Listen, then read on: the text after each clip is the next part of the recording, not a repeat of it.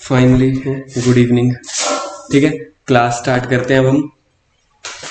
IT में ठीक है बड़े ही झमेले हैं, चाहे वो थ्रेटिकल है चाहे प्रैक्टिकल है, इसलिए ऑडिट सबसे बढ़िया। आईटी की अभी ऑडिट हो नहीं पाई। ठीक है, बेसिक्स हमारी क्लासेस खत्म हो चुकी हैं, दो ही बेसिक्स हमारी क्लास हुई थी। ठीक है, उसके बाद बेसिक्स क्लास हमारी खत्म हुई थी दो। तो आज हमारी ऑडिट की थर्ड क्लास है। ठीक है, डेट क्या है आज? डेट है आज आपकी 2 दिसंबर। ठीक है, तो क्लास हम स्टार्ट करते हैं अब बिना टाइम वेस्ट किए हुए। फर्स्ट चैप्टर हमारा स्टार्ट हो रहा है। ठीक है, सबसे पहले देखो मैंने आपको ना यहाँ पे कुछ चीजें बता देता हूँ क्या है। सिलेबस की एक बार के लिए फिर से चीजें रिकॉल कर लेते हैं क्या होने वाली है हमारे पास। सिलेबस में हमारे पास 13 चैप्टर है प्लस स्टैंडर्ड्स हैं। ये आपके बेसिक वाले नोट्स में ना सबसे पहला पॉइंट वही दिया हुआ है, 13 चैप्टर्स एंड कुछ स्टैंडर्ड्स। सबसे खुशखबरी की बात ये थी राघव आपके लिए नहीं है क्योंकि आपका ओल्ड सिलेबस है। 36 स्टैंडर्ड से 35 स्टैंडर्ड्स पहले। पिछले अटेम्प्ट में क्या हुआ, 10 स्टैंडर्ड्स डिलीट हो गए सिर्फ न्यू सिलेबस के लिए। सो राघव वेरी बैड लक। तो 10 स्टैंडर्ड्स आपके ठीक है डिलीट हो गए थे, पिछली बार एक्सक्लूड कर दिए थे आईसीएआई ने। तो इस बार आपके पास 25 से 26 स्टैंडर्ड्स हैं। सर स्टैंडर्ड होते क्या हैं? स्टैंडर्ड्स कुछ नहीं होता, कोई 3-4 पेजेस का एक चैप्टर होता है, आप ये लगा लो। जैसे अब अगर आप ये फर्स्ट चैप्टर देखोगे इसमें 30 या 35 पेजेस हैं। एक्चुअली थोड़ी सी वास्ट भी क्या कहते हैं स्पेसिंग भी मैंने ज्यादा दी हुई है, यानी कि चैप्टर जो आपके आने वाले हैं वो ऐसे ही होंगे, कोई 10 पेजेस का कोई 25 पेजेस का। तो टोटल 13 चैप्टर्स हैं हमारे और 25 हमारे स्टैंडर्ड्स हैं। स्टैंडर्ड्स का सिंपल मतलब होता है रूल्स। अगर एक ही वर्ड में क्रक्स खत्म करूँ ना, स्टैंडर्ड का मतलब होता है कुछ rules. Rule number 1, rule number 2, rule number 3, ऐसे। बस यहाँ पे rule number 200, rule number 210, rule number 220, तो रूल के नंबर ही अलग अलग हैं, बस उन्होंने थोड़े अच्छे से वे में दिए हुए हैं। रूल मतलब स्टैंडर्ड कि प्रैक्टिकल लाइफ में अगर आप ऑडिट करने जाते हो, कुछ सिनेरियोज है, कुछ सर्कमस्टांसेस है, कुछ सिचुएशंस है। फॉर एग्जांपल मैं एक सीए हूं, ठीक है, मेरे फादर की एक कंपनी है, उनका सीए से कोई लेना देना नहीं है, मेरा उनकी कंपनी से कोई लेना देना नहीं है। मेरे फादर की कंपनी को ना एक सीए अपॉइंट करना होता है, ऑडिट करवानी जरूरी होती है, कंपलसरी, अगर वो कंपनी है तो उन्होंने मुझे अपॉइंट कर लिया। वो कर ही नहीं सकते या कर सकते हैं। ये इस पॉइंट के लिए ना इसको बोला जाता है रिलेटेड पार्टीज। फादर और सन के रिलेशन को क्या बोला जाता है? Related parties. क्या आप रिलेटेड पार्टीज में ऑडिट एक्सेप्ट कर सकते हो कि नहीं कर सकते? क्या आप उनकी ऑडिट कर सकते हो? अगर कर सकते हो कितनी फीस लोगे? ठीक है, ये वाली चीजें हैं। क्या दो रिलेटेड पार्टीज आपस में, अगर वो दो कंपनीज हुई, आपस में ट्रांजैक्शन कर सकते हैं कि नहीं कर सकते? तो उसके लिए उन्होंने क्या बताया, उन्होंने उसके लिए एक स्टैंडर्ड बना दिया। कहते हैं अगर रिलेटेड पार्टीज में कोई ट्रांजैक्शन हो रही है, जरूरी नहीं है कि सीए में और कंपनी में, ये मैंने तो आपको एग्जांपल के लिए बता दिया, हो सकता है दो कंपनीज में भी। ठीक है, तो उसके लिए इन्होंने क्या किया, एक स्टैंडर्ड बना दिया। एक उन्होंने बना दिया अकाउंट्स में स्टैंडर्ड, एक बना दिया ऑडिटिंग में स्टैंडर्ड। तो यानी कि उन्होंने कुछ 3-4 पेजेस का लेखा चिट्ठा दे दिया जिसमें आपको बताया गया कि अगर आप रिलेटेड पार्टीज करते हो, ज्यादा महंगी नहीं करनी, ज्यादा सस्ती नहीं करनी, मार्केट प्राइस पे करनी है, आर्म्स लेंथ प्राइस पे करनी है, that is called market price. तो ये एक एग्जांपल थी आपको समझाने के लिए कि स्टैंडर्ड्स क्या होते हैं। तो ऐसी कुछ 35 सिचुएशंस लगा लो आप। तो एक सिचुएशन मैंने आपको डिस्क्लोज कर दी, तो इस स्टैंडर्ड का नेम होता है ऑडिट में SA 550। 5 और 5 क्या होते हैं? इकट्ठे ना, दो भाई भाई, तो इसलिए इसको यहां से याद किया जाता है 5 और 5 भाई भाई, तो इससे याद रह जाएगा ये रिलेटेड पार्टी है। 5 के बाद क्या आता है? 6, तो फिर उसके बाद स्टैंडर्ड का नंबर आता है 550 के बाद 560। सब्सिक्वेंट इवेंट्स, सब्सिक्वेंट का मतलब क्या होता है? नेक्स्ट। 5 के बाद क्या आता है? 6, 6 मतलब 5 के बाद 6 आता है, तो उससे आप याद करते हो अच्छा 560 यानी कि सब्सिक्वेंट इवेंट्स। ऐसे सारे स्टैंडर्ड को याद करने की छोटी छोटी ट्रिक्स है, वो जैसे ही आपका सिलेबस चलेगा ऐसे ही आपको मैं ट्रिक्स समझाता चला जाऊंगा। तो ऐसे हमारे पास 25 स्टैंडर्ड्स हैं, आपके लिए 35। ठीक है, ओल्ड वालों के लिए 35, न्यू वालों के लिए 25। हो सकता है गुड न्यूज आ जाए इस बार कि ओल्ड वालों के लिए भी वो 10 स्टैंडर्ड खत्म कर दें। वैसे अगर करने होते तो लास्ट अटेम्प्ट में भी कर सकते थे, क्योंकि ये पिछली बार से ही सिर्फ एप्लीकेबल हुआ है। तो यही हमारे पास चीजें हैं जो 25 स्टैंडर्ड्स है ना। आपको मैं बुक के 2 पार्ट्स दूंगा। पार्ट 1 में कुछ 6 या 7 चैप्टर्स, पार्ट 2 में बाकी 6 या 7 चैप्टर्स। जो हमारी पार्ट 1 की बुक होगी ना, पार्ट 1 की बुक में 5 या 6 या 7 चैप्टर्स होंगे। 25 में से 16 स्टैंडर्ड्स उसी में कवर है। तो इसका मतलब हमें अलग से 16 स्टैंडर्ड करने हैं? जी नहीं। उस 16 स्टैंडर्ड्स में ना जो अलग से हैं, कुछ रिमेनिंग टॉपिक्स हैं, आप कह सकते हो कि 10 to 15%। पिछली बार मुझसे गलती हुई थी, मैंने उस बुक में इनकॉर्पोरेट नहीं किए हुए। आपके वाली बुक में जो वो 10 या 15% बच रहे हैं ना, वो भी मैं आपकी इस बुक में इनकॉर्पोरेट कर रहा हूँ। तो इसका मतलब वो 15 स्टैंडर्ड तो आपको ना स्टैंडर्ड वाली बुक से भी नहीं पढ़ने। आपने ये वाले 6 चैप्टर किए, इस 6 चैप्टर में आपके 6 चैप्टर भी कवर हो गए प्लस 16 स्टैंडर्ड्स भी। तो बाकी कितने बच गए? 10 स्टैंडर्ड्स। 10 में से आप लगा के चलो 6 या 7 स्टैंडर्ड्स, 5 या 6 या 7 स्टैंडर्ड्स पार्ट 2 वाली बुक में कवर हो जाएंगे। मतलब 15 + 7 22। बाकी मेरे पास बच जाएंगे कुछ 3 4 5 स्टैंडर्ड्स। उसको मैं क्या करूंगा, पार्ट बी जो बुक होगी ना, उसके एंड में वो बुक प्रिंट कर दूंगा। लास्ट टाइम मैंने क्या की थी, स्टैंडर्ड की बुक अलग दी थी, फिर उसके बाद एक बुक आपको दी थी मैंने एमसीक्यू, जो पिछले बैच में दी थी। तो टोटल 4 बुक्स थी पिछली बार। इस बार हम 3 रहने वाली है हमारी बुक्स। तो स्टैंडर्ड वाली बुक को मैंने पार्ट ए और पार्ट बी में इस बार इंक्लूड कर दूंगा। पार्ट ए की बुक आपको अभी मिल जाएगी इसी वीक में ही। जैसे 1 चैप्टर की तो मैंने दे दी, बाकी जो 5 या 6 चैप्टर्स हैं वो आपके 2 या 3 दिन में प्रिपेयर होकर आपको इसी वीक मिल जाएगी। पार्ट बी की बुक जैसे ही वो स्टार्ट होगी उससे कुछ दिन पहले मिल जाएगी। ठीक है, तो अभी हम स्टार्ट करते हैं चैप्टर 1। ठीक है, nature, objective and scope of audit. जैसे मैंने अभी आपको बताया, आपके हर चैप्टर में कुछ ना कुछ स्टैंडर्ड्स आ रहे होंगे। तो हम क्या करेंगे, चैप्टर के ऊपर ही लिख देंगे कि इस चैप्टर में कौन से स्टैंडर्ड्स आने वाले हैं, ताकि आपको पहले ही क्लैरिटी हो। और जो मैं आपको बुक दूंगा ना, बुक के इंडेक्स में कुछ 4 5 पेजेस बनाए हुए हैं एक एब्रीवेशंस के। अगर बाई चांस यहाँ पे कुछ शॉर्ट फॉर्म्स आती है ना, तो घबराना नहीं है, उसकी एब्रीवेशंस मैंने ऑलरेडी डाली हुई है कुछ 40 50। उसी एब्रीवेशंस के बाद अगला पेज मैंने इंडेक्स के साथ मैंने सारे स्टैंडर्ड की लिस्ट डाली हुई है, ताकि आपको ना, मतलब आपको किसी बुक में दिखेगी नहीं कि लिस्ट पहले ही दी हो। उससे क्या होगा, आपके जो 25 स्टैंडर्ड्स हैं या 35 स्टैंडर्ड्स हैं वो आपको पहले ही एक हेडिंग से तो पता ही होंगे। ठीक है, तो हम यहाँ पे भी लिखते चले जाएंगे कि इस चैप्टर में आपके पास कौन कौन से स्टैंडर्ड्स कवर हो जाएंगे। तो इसमें लिख लो आप लोग ऐसे 210 एंड ऐसे 220। इस चैप्टर में 2 स्टैंडर्ड भी कवर हो जाएंगे। अब ऑडिट में हार्ड पार्ट क्या है, देखो, एक कड़वा सच जिसको बोलते हैं ना, वो रियलिटी रहेगी रहेगी। आप रियलिटी से मुंह नहीं मोड़ सकते। मतलब यहाँ पे मैंने आई थिंक फर्स्ट डे भी बोला था, 3 इडियट्स का ज्ञान यहाँ पे नहीं चलेगा। रट्टा या फिर समझना, ऑब्वियस है हमें रट्टा मारना ही पड़ेगा। सर आप सही बोल रहे हो, देखो करना ही पड़ेगा, पास होना है। मैं नहीं बोल रहा, ये आईसीआई बोलता है, क्योंकि आईसीआई ने कुछ अपने आंसर डाले हुए हैं। मैंने सीधा सीधा ये जो बुक्स बनाई हुई है आईसीआई को कॉपी पेस्ट किया हुआ है। लाइक जो भी 10% या 15% का फिल्टर लगाना था, जो रेपिटेशन थी वो डिलीट करनी थी, कुछ मेरे को प्रेजेंटेशन अपनी तरफ से अच्छी करनी थी। लेकिन ये सारी लैंग्वेज आईसीआई वाली है टोटली। अब आईसीआई के जो एग्जामिनर्स हैं जिनके पास पेपर आते हैं, तो उनके पास यही आंसर आएंगे, वो इसी आंसर में से चेक करते हैं। ठीक है, एग्जामिनर आपने ये हमेशा समझ के चलना है, खड़ूस होगा। हम अपनी तरफ से ज्यादा क्वालिटी प्रोवाइड करें। सर अगर हमें सारा याद ही ना रहा, रट नहीं पाए, फिर क्या होगा? फिर तो जो होगा मंजूर खुदा होगा। अपनी तरफ से हमें तैयारी हार्ड ही करनी है, यानी कि हमें क्रैमिंग ही करनी है। क्या पहले क्रैमिंग करेंगे फिर समझेंगे? ऐसा भी नहीं है, टोटली कॉन्सेप्ट समझेंगे। अभी के लिए तो मैं आपको याद भी नहीं करवाने वाला। पहले मैं आपको मतलब ऑडिट आपके दिमाग में डालूंगा कि है क्या। एक भी चीज हम कोई रट्टा नहीं मारेंगे, सारी ऑडिट कंप्लीट पहले हम समझेंगे क्या चीज है। प्रैक्टिकल सिनेरियो के साथ लिंक करवाऊंगा, अपने कुछ एग्जांपल्स दूंगा। मैं जब मैं ऑडिट पे जाता था, जब हमारी कंफ्यूजन, मतलब जो भी अपने पास पैराग्राफ है उसकी लैंग्वेज, उसके पॉइंट सारे समझ आ गए, उसके बाद हम याद करने का काम शुरू करेंगे।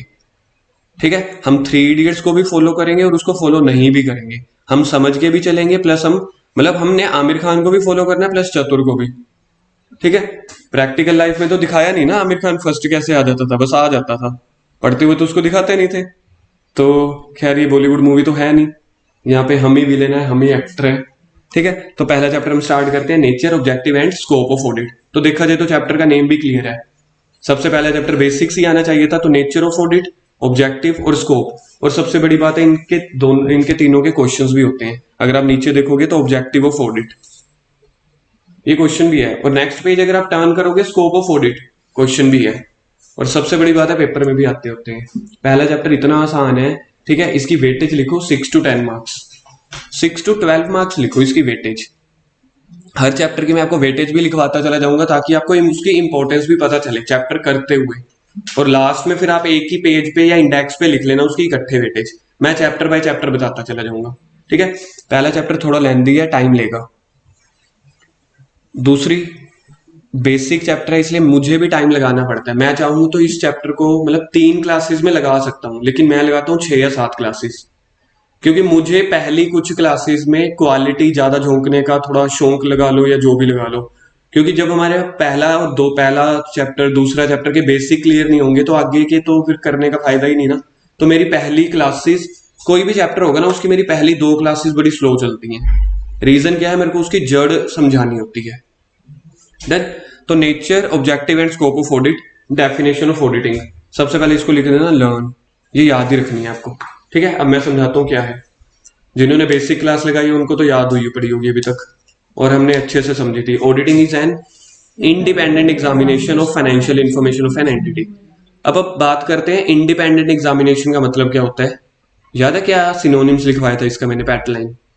Free from, yes, free from risk नहीं, इंटरेस्ट, फ्री फ्रॉम इंटरेस्ट। तो सबसे पहले इंडिपेंडेंट एग्जामिनेशन का मतलब लिखेंगे फ्री फ्रॉम एनी इंटरेस्ट,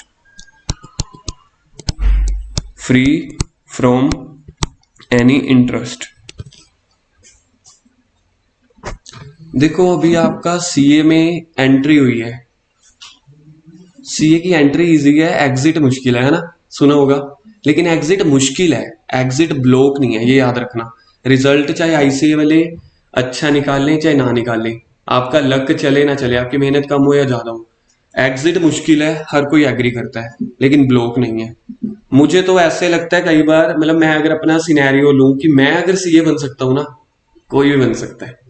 मैं कभी भी सीए मतलब इंटर में या फाइनल में पहली पहली बार में मेरा आज तक कोई ग्रुप क्लियर नहीं हुआ, तो मुझे लगता था, मतलब मुझे लगता है कि सीए फाइनल मतलब मैं क्लियर कर गया तो कर सकते हैं सब। मेरे साथ इंटर में रही थी लैक ऑफ गाइडेंस, पहली क्लास बेसिक्स में भी बताई थी। आप लोगों के साथ प्लस पॉइंट क्या है, और सीए में एंट्री होते ही आपको कुछ ना आपके पास गाइडेंस जरूर है। मेरे पास अपने टाइम पे आज से 6 7 8 साल पहले वो उसकी बड़ी कमी रही थी। ठीक है, तो सीए में याद रखना एग्जिट मुश्किल है लेकिन ब्लॉक नहीं है, इम्पॉसिबल नहीं है। ठीक है, टाइम लेता है। सीए कोर्स कर रहे हो ना, देखो बीकॉम नहीं कर रहे तो माइंड में आपने पहले भी कहीं ना कहीं, जब आपने आज से 6 महीने पहले 2 महीने पहले सोची होगी ना, तब आपने सारी R&D की होगी। ये नहीं है कि अब आप 1 साल या 2 साल बड़े हो गए, आपको लग रहा है वी आर मैच्योर इनफ या we are more than mature. हमने पहले पता नहीं क्यों शुरू कर ली ट्रस्ट योर सेल्फ, जब आपने शुरू भी करी थी ना आज से 4 महीने पहले 1 साल पहले, तब भी आपने पूरा सोचा था। ठीक है, तब भी आपको पता था कि जरूरी नहीं है पहली बार में हो कि नहीं हो, लेकिन हो जाती है। चलो अब सर कोई अच्छी बात करो, मोटिवेटेड। आप सीए बन गए आज से 3 सालों के बाद, आप किसी कंपनी में ऑडिट करने गए और वो कंपनी निकली आपके पिताजी की। अगर आप उसकी ऑडिट करोगे, पिताजी को कहोगे ऐसे करो अपने खर्चे बढ़ा दो। ठीक है, मैं हमेशा ऑडिट को लिंक करता हूँ टैक्स के साथ, ध्यान देना। मेरे को P&L बनवा रहा हूँ सर, पेपर में P&L अकाउंट आएगा? कभी भी नहीं आएगा, लेकिन कॉमर्स वाले बच्चे को P&L अकाउंट पता होना चाहिए। ठीक है, मेरा एक क्रक्स निकल के आता होता है, गवर्नमेंट बुक ही है, आपको पता चल जाएगा। P&L अकाउंट बन रहा है किसका? कंपनी का। किसकी कंपनी? मिस्टर पिताजी की। ठीक है, इनकम्स किस तरफ आती हैं? क्रेडिट वाली साइड आती हैं। इनकम्स मैंने लिख दी, फॉर एग्जांपल हमारे पास टोटल सेल्स, ठीक है, सेल्स कमीशन रिसीव टोटल आ गई हमारे पास। मैं कुछ भी फिगर ले लेता हूँ, 56 लैक्स। ठीक है, मेरे पास यहाँ पे खर्चे आए, खर्चों में क्या क्या आता है? परचेज, वेजेस, सैलरीज, कुछ भी लगा लो, मैं ऐसे ही लिख देता हूँ टोटल एक्सपेंसेस 40 लैक्स। फिर आप गए अपने मिस्टर पिताजी की कंपनी में ऑडिट करने। पिताजी को बोला घर की कंपनी है, क्या बात है ना, किसी और सीए को रखेंगे, 5 लाख ले रहा है 1 साल का ऑडिट करने का। पापा ऐसे करो मुझे ही रख लो, मैं भी तो सीए हूं ना आपका होनहार बेटा। कहते बात भी ठीक है। मैं क्या इससे क्या करेंगे? ठीक है, मैं क्या पिताजी कहते पहले तो थोड़ा सा हिचकिचाते हैं ना, घर की मुर्गी दाल बराबर। कहते नहीं यार तेरे को पता नहीं होगा। ऐसे कैसे नहीं पता होगा, 10 कंपनियों की ऑडिट तो मैं ऐसे ही कर रहा हूँ, और आपसे भी बड़ा बड़ा, आपसे भी, मेरे से भी बड़ी बड़ी कंपनी। कहते हाँ।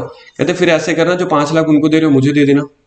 कहते बात ठीक है, तो यहाँ पे ऑडिट फीस भी आ जाएगी। टाइम आया बेटे को अपनी काबिलियत दिखाने का। कहता पापा एक्चुअल में तो 5 लाख दे देना।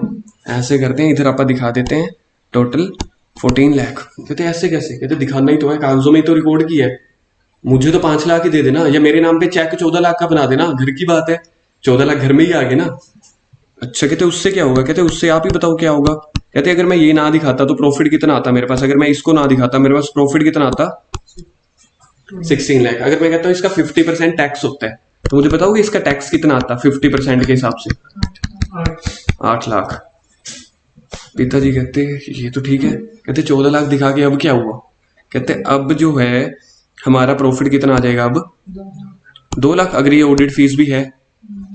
अब अगर 50% टैक्स कितना आएगा? ओहो, पिताजी की तो हंसी का खुशी का ठिकाना ही नहीं था। जहां पे हमारे पास जा रहे थे 8 लाख वहां पे जा रहे हैं 1 लाख। कितना सेव कर लिया? 7 लाख सेव कर लिया। लेकिन पिताजी कहते कहते उसको 14 लाख दिखाया अपन ने तो पहले जीरो निकाला ना, 5 लाख उसको भी देना पड़ता।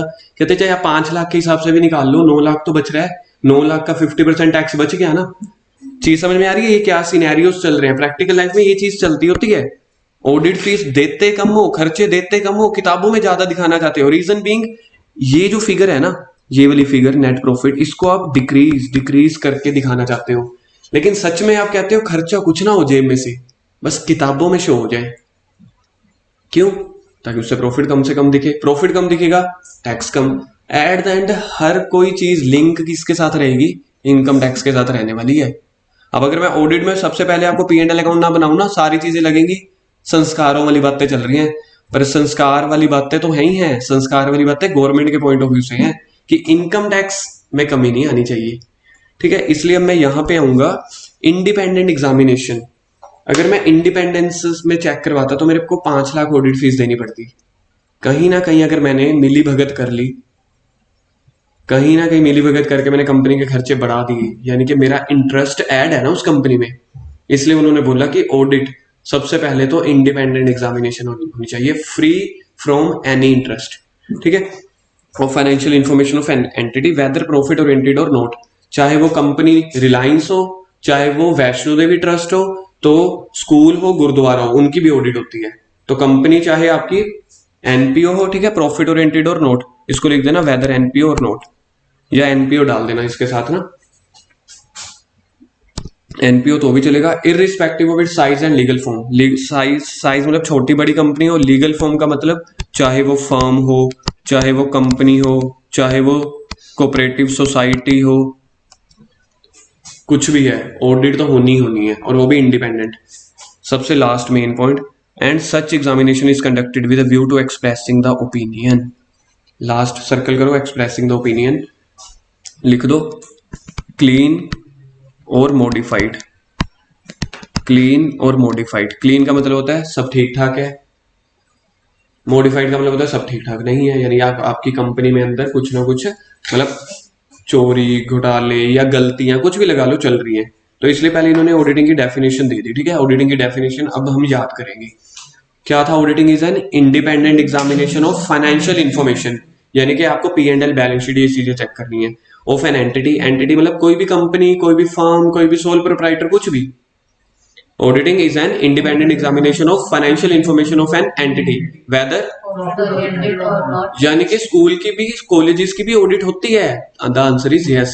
फीस भी बड़ी अच्छी मिलती है वहां से, स्कूल कॉलेजेस की भी ऑडिट होती है ना। लगता नहीं, लगता देखी हुई है ऑडिट फीस। एक स्कूल की मैंने करी है, एक इंस्टीट्यूट हमारे पास है, वो मैंने नहीं करी, वो करनी पड़ी तो ज्यादा बड़ा है।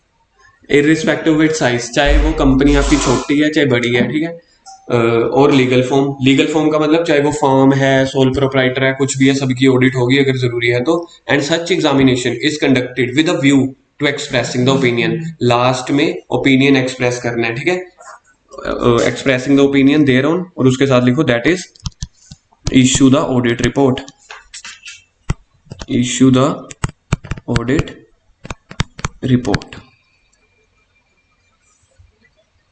आपको यहाँ पे मेरी राइटिंग बहुत अच्छी लग रही होगी, आपका मन कर रहा होगा कि हम इस पे फूल बरसाएं, कमल के ऐसे ऐसे कुछ भी।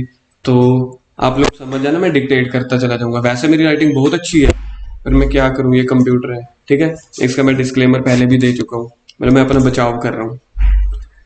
उसके बाद है analysis and implication of audit. अगर आप पहले 3 पॉइंट पढ़ोगे ना, ये वाले बॉक्स के अंदर पहले ऑडिट इज एन एनालिसिस का मतलब क्या होता है, ऊपर वाली डेफिनेशन को ये पॉइंट्स में बना के दोबारा से लिखना है। देखो सेम है, सेम है, तो इसको कंबाइंड करके देखो, 3 पॉइंट्स को कंबाइंड करके लिख दो सेम एज above.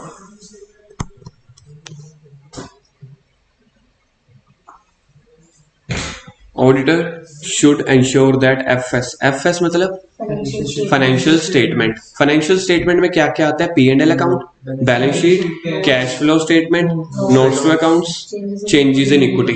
क्या हमें ये याद करने हैं? अभी याद नहीं करने, बस आप नॉर्मली सोच के चलो P and L, balance sheet, cash flow, ठीक है।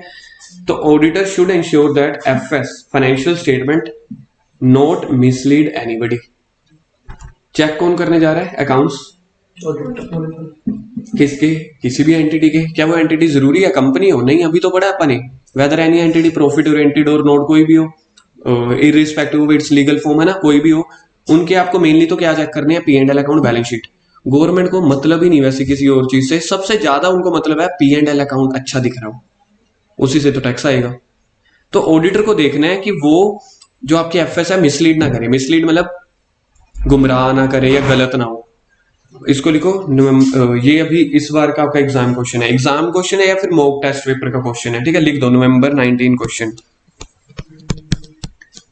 मेरे को प्रॉपर ध्यान में नहीं है कि ये एग्जाम में क्वेश्चन आया था कि अभी के मॉक टेस्ट में आया था रिसेंट, क्योंकि जब आपके पेपर होते हैं उससे 1 महीना पहले 2 महीना पहले आईसीए की तरफ से मॉक टेस्ट भी होते हैं ना, तो ये मॉक टेस्ट में ये क्वेश्चन आया या फिर एग्जाम में, ठीक है। देखते हैं। आप मुझे खुद बताओ, अगर एज एन ऑडिटर आप किसी कंपनी में जा रहे हो, आपको ये चेक करना है आपके हाथों में बैलेंस शीट है, वो मिसलीड ना करियो, वो गुमराह ना करियो, क्या क्या चीजें चेक करोगे बिना देखे? देख तो आप लेंगे ही बाद में, क्या चीजें आप चेक करोगे?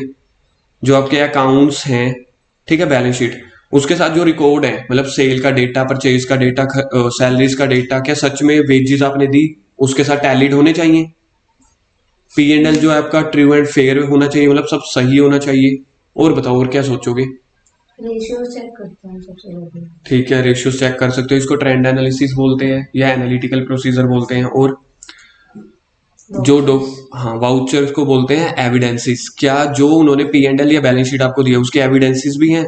आपकी बैलेंस शीट में ना एसेट साइड पे दिख रही थी प्लांट एंड मशीनरी, भाई मेरे को चेक करवाओ सच में पड़ी है कि नहीं पड़ी, उसके मेरे को वाउचर दिखाओ, भाई बिल दिखाओ है कि नहीं है ये चीज। और जो इन्फॉर्मेशन दी हुई है, ठीक है, इन्फॉर्मेशन में पी एंड एल में प्लांट एंड मशीनरी ऐसे तो नहीं दी हुई 50,000, कितनी है भाई वो पता नहीं लग रहा कितनी है, यानी अनएम्बिगुअस, यानी क्लियर डेटा होना चाहिए, ऐसा कुछ नहीं होना चाहिए, सीधा ये होना चाहिए, या 50 हो या 60 हो, ये क्या स्लैश डाल के लिखा हुआ है, या आप 2 को कुछ ऐसा लिख रहे हो। आजकल तो चलो टैली में होता है ना, लेकिन सारी चीजें थोड़ी ना होती हैं, कुछ चीजें अभी भी आपकी मैनुअल चलती हैं, जो पहले पहले आपको वाउचर बनाने पड़ते हैं वो हाथ से ही बनते हैं, कंपनी में भी कुछ वाउचर्स होते हैं वो हाथ से ही बनते हैं। आप उसको 2 को ये लिख दोगे, भाई ये 2 है कि 8 है कि 5 है, तो मतलब जर्नली चीजें हैं कि वो आपको चेक करनी है। तो पहला है आपके पास, account have been drawn up with entries in the books of accounts. तो जो भी आपके अकाउंट्स बने हुए ना, अकाउंट्स मतलब लेजर, अकाउंट्स मतलब ledger, have been drawn up with the entries in books of accounts. तो जो भी पी एंड एल है उसकी जर्नल एंट्रीज करी हुई है कि नहीं की हुई, लेजर बने हुए तो पहले जर्नल एंट्रीज होनी चाहिए। दूसरा, the entries in the books of accounts are supported by sufficient and appropriate evidence. ये हमने बड़े अच्छे से पढ़ा था परसों कुछ बेसिक क्लास में। सफिशिएंट का मतलब होता है क्वांटिटी, जितने एविडेंसेस हैं पूरे मिल रहे हैं कि नहीं। एप्रोप्रिएटनेस का मतलब क्या होता है? क्वालिटी। लिख लो पहले तो इसको, सफिशिएंट मतलब क्वांटिटी, एप्रोप्रिएटनेस मतलब क्वालिटी। क्वांटिटी और क्वालिटी समझते हो ना? मेरे को इतने ही एविडेंसेस चाहिए, अदरवाइज मैं कंक्लूड नहीं कर सकता ऑडिटर कह रहा है, कहता कुछ गलत निकल आई। क्वालिटी का मतलब मुझे यही चाहिए, क्वांटिटी मतलब मुझे इतने चाहिए, क्वालिटी मतलब मुझे यही चाहिए। मैं आपसे सेल का डेटा मांग रहा हूं तो मुझे सेल का दो ना, अब बाकी डेटर की लिस्ट क्यों देने लगे, पहले मुझे इनवॉइसेस दो। तो दूसरा है कि जो भी आपकी एंट्रीज है ना बुक्स ऑफ अकाउंट्स में, जर्नल एंट्रीज, वो प्रॉपरली सपोर्ट करने चाहिए आपके एविडेंसेस को, मतलब वो एविडेंसेस आपके पास होने चाहिए। तीसरा, none of the entries in the books of accounts has been omitted. कोई भी एंट्री +1 में सीखा था रेक्टिफिकेशन ऑफ एरर में, एक होता था एरर ऑफ ओमिशन, नहीं होनी चाहिए। इसको मैंने लिखा हुआ है नो ओमिशन, ये आईसीआई की लैंग्वेज नहीं है, नो ओमिशन, यानी कि आपको सारी एंट्रीज रिकॉर्ड करनी है, ऐसे भी बोल सकता हूँ इसको मैं। अगला, information conveyed by the statement is clear and unambiguous. Unambiguous मतलब विदाउट एनी कंफ्यूजन या क्लियर होनी चाहिए। Financial statement properly classified, describe and disclosed. जो भी आपकी फाइनेंशियल स्टेटमेंट है प्रॉपरली क्लासिफाई होनी चाहिए कि ये मेरी करंट एसेट्स हैं, ये नॉन करंट एसेट्स हैं, ये पी एंड एल है, ये बैलेंस शीट है। प्रॉपर डिस्क्राइब करो, प्रॉपर डिस्क्लोज करो एज पर अकाउंटिंग स्टैंडर्ड, इसको ब्रैकेट में लिखो एएस। तो क्या सर अकाउंट्स के भी स्टैंडर्ड होते हैं? यस, अकाउंट्स के भी स्टैंडर्ड्स होते हैं, ऑडिट के भी स्टैंडर्ड्स होते हैं। क्या सर हमें इस बार पेपरों में अकाउंटिंग के स्टैंडर्ड भी है? ना बच्चे, इतना नहीं, सीए फाइनल में आ जाएंगे। सीए फाइनल में आपको अकाउंटिंग स्टैंडर्ड भी है। अभी जो आपका सब्जेक्ट है ना अकाउंट्स एडवांस अकाउंटिंग, उसमें है पड़े 8-8 10-10 स्टैंडर्ड्स, तो अकाउंटिंग स्टैंडर्ड वहां पढ़ते रहना, यहाँ पे मैं ऑडिटिंग स्टैंडर्ड पढ़ाता रहूंगा। और जो एफएस है आपकी ट्रू एंड फेयर होनी चाहिए कि ट्रू एंड करेक्ट होनी चाहिए? ट्रू एंड फेयर और ट्रू एंड करेक्ट में डिफरेंस होता है कि सेम होता है? ट्रू एंड फेयर का मतलब होता है रीजनेबली सब सही है, जैसे सामने वाले ने एविडेंसेस दिए उसके भी पे आपने ऑडिट चेक कर ली तो सब सही है। ट्रू एंड करेक्ट का मतलब होता है एब्सोल्युटली, उसका मतलब था रीजनेबली, ठीक है। ट्रू एंड फेयर को लिखो रीजनेबली, फेयर व्यू का मतलब होता है रीजनेबल, और करेक्ट का मतलब होता था 100% एक्यूरेट, यानी कि एब्सोल्यूट। एब्सोल्यूट तो कभी भी याद रखना, इस क्वेश्चन के ऊपर तो मैंने फर्स्ट बेसिक क्लास में अपना एक एक्सपीरियंस भी साझा किया हुआ है, ठीक है। मेरे पास क्वेश्चन में पेपर में क्वेश्चन आया था true and false, true and correct view, मैं तो बड़े मतलब एंड कॉन्फिडेंस में लिखा था बिल्कुल करेक्ट है, मैं भी करेक्ट हूँ और ट्रू एंड करेक्ट ही होता है। बाद में पेपर से बाद आके पता चला नहीं, ट्रू एंड फेयर नाम की भी कोई चीज होती है। जब तक पढ़ा नहीं हुआ हमें तो यही लगता है ना फेयर और करेक्ट एक ही चीज है। ऑडिट में ट्रू एंड फेयर ही चलेगा, ट्रू एंड करेक्ट कभी नहीं। 2 नंबर का पेपर क्वेश्चन आता है, आप ऐसा लगा सकते हो कि 3 या 4 अटेम्प्ट में ये क्वेश्चन पक्का आता है, हर 3 या 4 अटेम्प्ट में, ठीक है। इसको जल्दी से याद करते हैं, 6 पॉइंट्स, ठीक है। टॉपिक क्या है? टॉपिक है कि आपकी एफएस जो है वो मिसलीड ना करे, ऑडिटर को इन बातों का ध्यान रखना है। तो ऑडिटर किन बातों का ध्यान रखेगा? ऑडिटर टोटल 6 बातों का ध्यान रखेगा। पहला कि जो भी आपके अकाउंट्स हैं वो बुक्स ऑफ अकाउंट के साथ टैली कर रहे होने चाहिए, ठीक है। तो इसके ब्रैकेट में आप लिख देना दैट इज टैलीड, अकाउंट जो है वो प्रॉपरली टैलीड होने चाहिए। जो भी आपके मतलब लेजर बने हैं जर्नल एंट्री के बाद बनने चाहिए। दूसरा, सारे जो आपकी एंट्रीज हैं उसके साथ SAAE होना चाहिए। SAE क्या मतलब? Sufficient and appropriate audit evidence. Sufficiency मतलब क्या होता था? क्वांटिटी। एप्रोप्रिएटनेस मतलब ये भी पेपर में 2 नंबर का क्वेश्चन आता है ट्रू फॉल्स में, ठीक है। इसी 6 पॉइंट में से 2 क्वेश्चन तो ये आ जाते होते हैं आपके पास। तीसरा, कोई भी ओमिशन नहीं होनी चाहिए। चौथा, आपकी इंफॉर्मेशन क्लियर और अनएम्बिगियस होनी चाहिए। पांचवा, सारी information properly classified, describe, disclose होनी चाहिए। ट्रू एंड फेयर भी होना चाहिए। 6 पॉइंट मैं बोलता हूं फिर आप भी बोलोगे। पहला, सबसे पहला क्या था?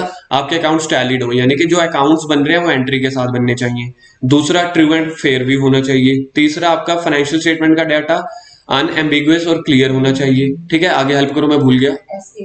SAAE आपके पास मतलब सारी एंट्री के साथ ऐसे ही होने चाहिए, कोई भी ओमिशन नहीं होनी चाहिए, यानी कि सारी एंट्रीज आपको रिकॉर्ड करनी है और आपने पूरा एफएस को प्रॉपरली क्लासिफाइड, डिस्क्राइब और डिस्क्लोज करने। क्लियर है? Topic next, objective of audit. देखा जाए तो सबसे पहले डेफिनेशन के बाद ये टॉपिक आना चाहिए था, पर आईसी ने ऐसे ही दिया हुआ है तो मैंने भी ऐसे ही कर लिया। तो ऑब्जेक्टिव क्या होता है? सबसे पहले है कि ऑब्जेक्टिव आपका ऐसे 200 में है, पर सर आपने हमें ऊपर तो लिखवाया ही नहीं कि ऊपर आपने लिखवाया 210 आएगा और 220 आएगा। स्टैंडर्ड तो इसमें 210 और 220 आएगा, ये तो एक रेफरेंस है सिर्फ, ठीक है। मतलब ऑब्जेक्टिव ऑफ ऑडिट की डेफिनेशन कहां पे दी हुई है या ऑब्जेक्टिव्स कहां से दिए हुए हैं? 200 में, और यहीं से आपके स्टैंडर्ड्स की सीरीज शुरू होती है। तो सर 100 वाली सीरीज या 0 वाली सीरीज नहीं है, सीधा 200 से कह रहे हैं ऑडिटर हो, बड़ी बड़ी बातें करो, 200 से सीधा ही। तो 200 से हमारे स्टैंडर्ड शुरू होते हैं। तो एज पर ऐसे 200 में कुछ ओवरऑल ऑब्जेक्टिव दिए हुए हैं इंडिपेंडेंट ऑडिटर के। सबसे पहला, टू ऑब्टेन रीजनेबल एश्योरेंस, यानी कि इसको लिखो T&F व्यू। सर T&F का मतलब? तो रीजनेबल एश्योरेंस जहां पे वर्ड आएगा तो समझ लेना कि आपको ट्रू एंड फेयर व्यू के ऊपर अपनी ऑडिट रिपोर्ट देनी है, ठीक है। Whether FS as a whole are free from ROMM. Sir आपने हमें दी तो है नहीं एब्रीवेशन, हमसे क्यों पूछ रहे हो? फिर भी ट्राई करो, आईसी भी तो ऐसे ट्राई करवाते हैं। फुल फॉर्म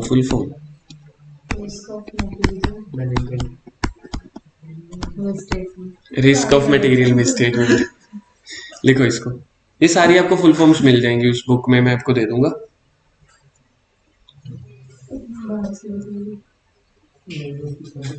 तो सबसे पहला ऑब्जेक्टिव बोला हुआ है ऑडिटर का, सबसे पहला ऑब्जेक्टिव बोला हुआ है कि हे ऑडिटर, कहता हाँ जी, कहते आपको रीजनेबल एश्योरेंस ऑब्टेन करना है किसी भी कंपनी में जाके। कहते रीजनेबल एश्योरेंस क्या होता है? कहते चल हम तुझे बता देते हैं, तेरे को सीए को कुछ भी नहीं पता। ट्रू एंड फेयर व्यू, कहता ये मैंने ही तो बताया था, ट्रू एंड फेयर व्यू। क्योंकि जो मेरे को मेरा क्लाइंट डेटा देगा उसी की ऑडिट तो करूंगा। मैं थोड़ी कहूंगा भाई दीवारें तोड़ो मेरे को और डेटा दो। वो कहेगा भाई मार्केट में सीए और भी हैं, काम करना है कि नहीं, 5 लाख तो मिल रहा है ना, तो ज्यादा आपको मतलब कि बोलना नहीं है, जितने मिल रहे हैं उतने में खुश हो जाओ। इन्वेस्टिगेशन वाले आएंगे, ठीक है, अपने आप देख लेंगे वो बाकी। तो इसलिए आप क्या अपना बचाव करते हो, जो सामने वाले ने हमें एविडेंसेस दिए उसके बिहाफ पे मैं करूंगा। इसलिए मैं नहीं बोलता कि एब्सोल्यूट कर रहा हूं, मैं बोल रहा हूं मैं रीजनेबल कर रहा हूं। तो पहला ऑडिटर का ऑब्जेक्टिव क्या बोला ऑडिट ने? To obtain the reasonable assurance whether FS यानी कि financial statement free from risk of material misstatement, यानी कि मटेरियल मिसस्टेटमेंट मतलब गलतियां, रिस्क मतलब गलतियों का रिस्क, तो उससे फ्री होना चाहिए। तो आपको सबसे पहली चीज ये देखनी है कि आपका जो एफएस है ना वो गलतियों से फ्री होना चाहिए। ये शब्द आपकी पूरी ऑडिट में कम से कम, अगर मैं ना भी करूं, 80-90 टाइम्स आएगा, फ्री फ्रॉम रोमन। पहले चैप्टर में आपके पास कुछ ऐसे शब्द आएंगे जो आपको, मेरे को अब देखो एक ही लाइन पे मेरे को कैसे मतलब एक मिनट लगाना पड़ रहा है। अगले चैप्टर में आएगा ना जब ये वर्ड, तो आपको बिल्कुल ही याद हो जाएगा, पता चल जाएगा। तो यही वाले कुछ वो है जो है मैंने बेसिक्स में डाले हुए हैं। To obtain the reasonable assurance whether FS as a whole का मतलब प्रॉपर P&L बैलेंस शीट, ये वो फ्री फ्रॉम गलतियां, मैं इसको बोलता हूँ फ्री फ्रॉम गलतियां, गलतियों की full form risk of material misstatement. पहला क्लियर है, चल सकता हूं आगे। ये क्या था ऑडिटर का ऑब्जेक्टिव, कि ऑडिटर को सबसे पहले ये करना है। दूसरा टू रिपोर्ट, मेरे हिसाब से तो पहला यही होना चाहिए था। ऑडिटर गए है लास्ट में रिपोर्ट तो देगा, किसको रिपोर्ट देगा? जिसने उसको अपॉइंट किया है। To report on the FS and then communicate as required by SA, लिखो इसको एसए 700, एसए 700, एसए 700, एसए 700 आपको बताता है किसको? ऑडिटर को, कि हे ऑडिटर, जब आपने ऑडिट कर ली, लास्ट में जिसने आपको अपॉइंट किया था, ऑडिट रिपोर्ट तो बना दे सब ठीक है कि नहीं। तो वो एसए 700 बताता है in accordance with the auditor finding, जो भी ऑडिटर को मिला। पहला क्या था? रीजनेबल एश्योरेंस ऑब्टेन करना है वेदर एफएस फ्री फ्रॉम गलतियां। दूसरा रिपोर्टिंग करना और उसको कम्युनिकेट करना। मैंने क्या किया, मैंने एसए 700 पढ़ा हुआ था लेकिन अधूरा, मैंने ये वर्ड पढ़ ही नहीं रखा था कभी जिंदगी में। कहते एसए 200, मैं क्या यार मैंने पढ़ रखा है। टू रिपोर्ट, मैंने रिपोर्ट बना दी। जब मैं किसी कंपनी में ऑडिट करने गया, मैंने अपने ही तिजोरी में रख दी, इधर अपने ही घर पे रख गया। एजीएम हुई, कहते रिपोर्ट, कहते रिपोर्ट बनी हुई है, कहते दो, कहते मैं क्यों दूं, कहते देनी भी तो होती है, कहते नहीं लिखा हुआ था ऑन द, सिर्फ हमने रिपोर्ट करना है। मैं तो भूल गया था, कहते देखो कम्युनिकेट भी करना होता है, बताओ तो सही ना हमने क्या क्या गलतियां करी, क्या क्या किया। ये नहीं है रिपोर्ट बनाई घर ले गई, रिपोर्ट बनाई और क्लाइंट को देनी है। तीसरा एक्सप्रेस एंड ओपिनियन, ये दूसरा और तीसरा कंबाइंड है। एक्सप्रेस एंड ओपिनियन को लिखो, दैट इज क्लीन और मॉडिफाइड ओपिनियन, क्लीन और मॉडिफाइड ओपिनियन।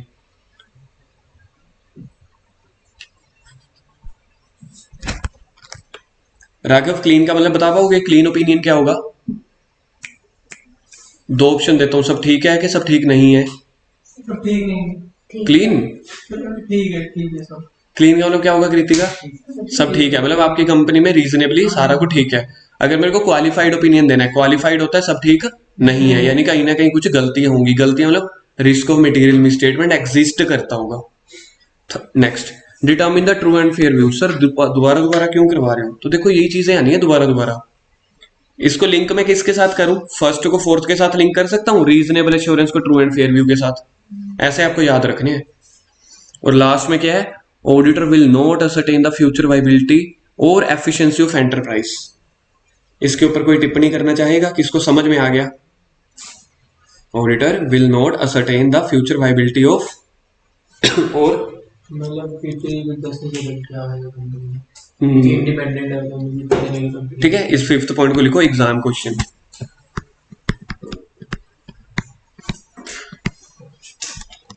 और साथ में इसको लिख दो exam question. True and false, ये ट्रू एंड फेयर व्यू नहीं होगा, टी एंड एफ है ना, ट्रू फॉल्स में आ चुके हैं ये क्वेश्चन ना फिफ्थ पे। सर है नहीं, पॉइंट नहीं है वो तो। कौन से वाला? अच्छा लिख लो, लिख लेना बस, ट्रू एंड फेयर व्यू अच्छा and note describe the future viability. Audit ने ऑडिट रिपोर्ट दे दी, उसको लग रहा है सब ठीक है कंपनी में, उसको जो एविडेंसेस मिले उसको सब ठीक लग रहा है, उन्हें रिपोर्ट दी, फीस ली, पार्टी पुर्टी करी, ठीक है, बीवी बच्चों को शॉपिंग कराई, खुश हो गया, आया मजा ही आ गया। 5 महीनों के बाद कंपनी में या तो कोई स्कैम निकल आए, अर्थक्वेक आ गया, बाढ़ आ गया, सर ऐसे मत बोलो, आप कंपनी को डुबो रहे हो, इमेजिनेशन में डुबो लेते हैं, फिर क्या हो गया। फिर से अगर ऐसा कोई स्कैम निकल के आ गया, RBI, SEBI, income tax, GST, कहीं पे भी इफेक्ट तो पड़ रहा होगा ना। वो ऑडिटर के पास आ गए, कहते आपने ऑडिट रिपोर्ट छापी थी, आपने ऑडिट रिपोर्ट क्या दी थी, क्लीन, और इधर देख लो आपको यहाँ पे स्वच्छता दिख रही है कहीं पे। मैंने कहा देखो मेरे को जो उन्होंने एविडेंसेस दिए थे मैंने उसके भी आप पे दिया। फ्यूचर वाइबिलिटी वो क्या निकालते हैं, उनका अर्थक्वेक आ जाता है, उसके बाद में उनकी मैनेजमेंट चेंज हो जाती है, उनसे बिजनेस नहीं संभल रहा, लॉसेज हो गए। मैं इस बात की गारंटी देने के लिए बैठा हूं क्या?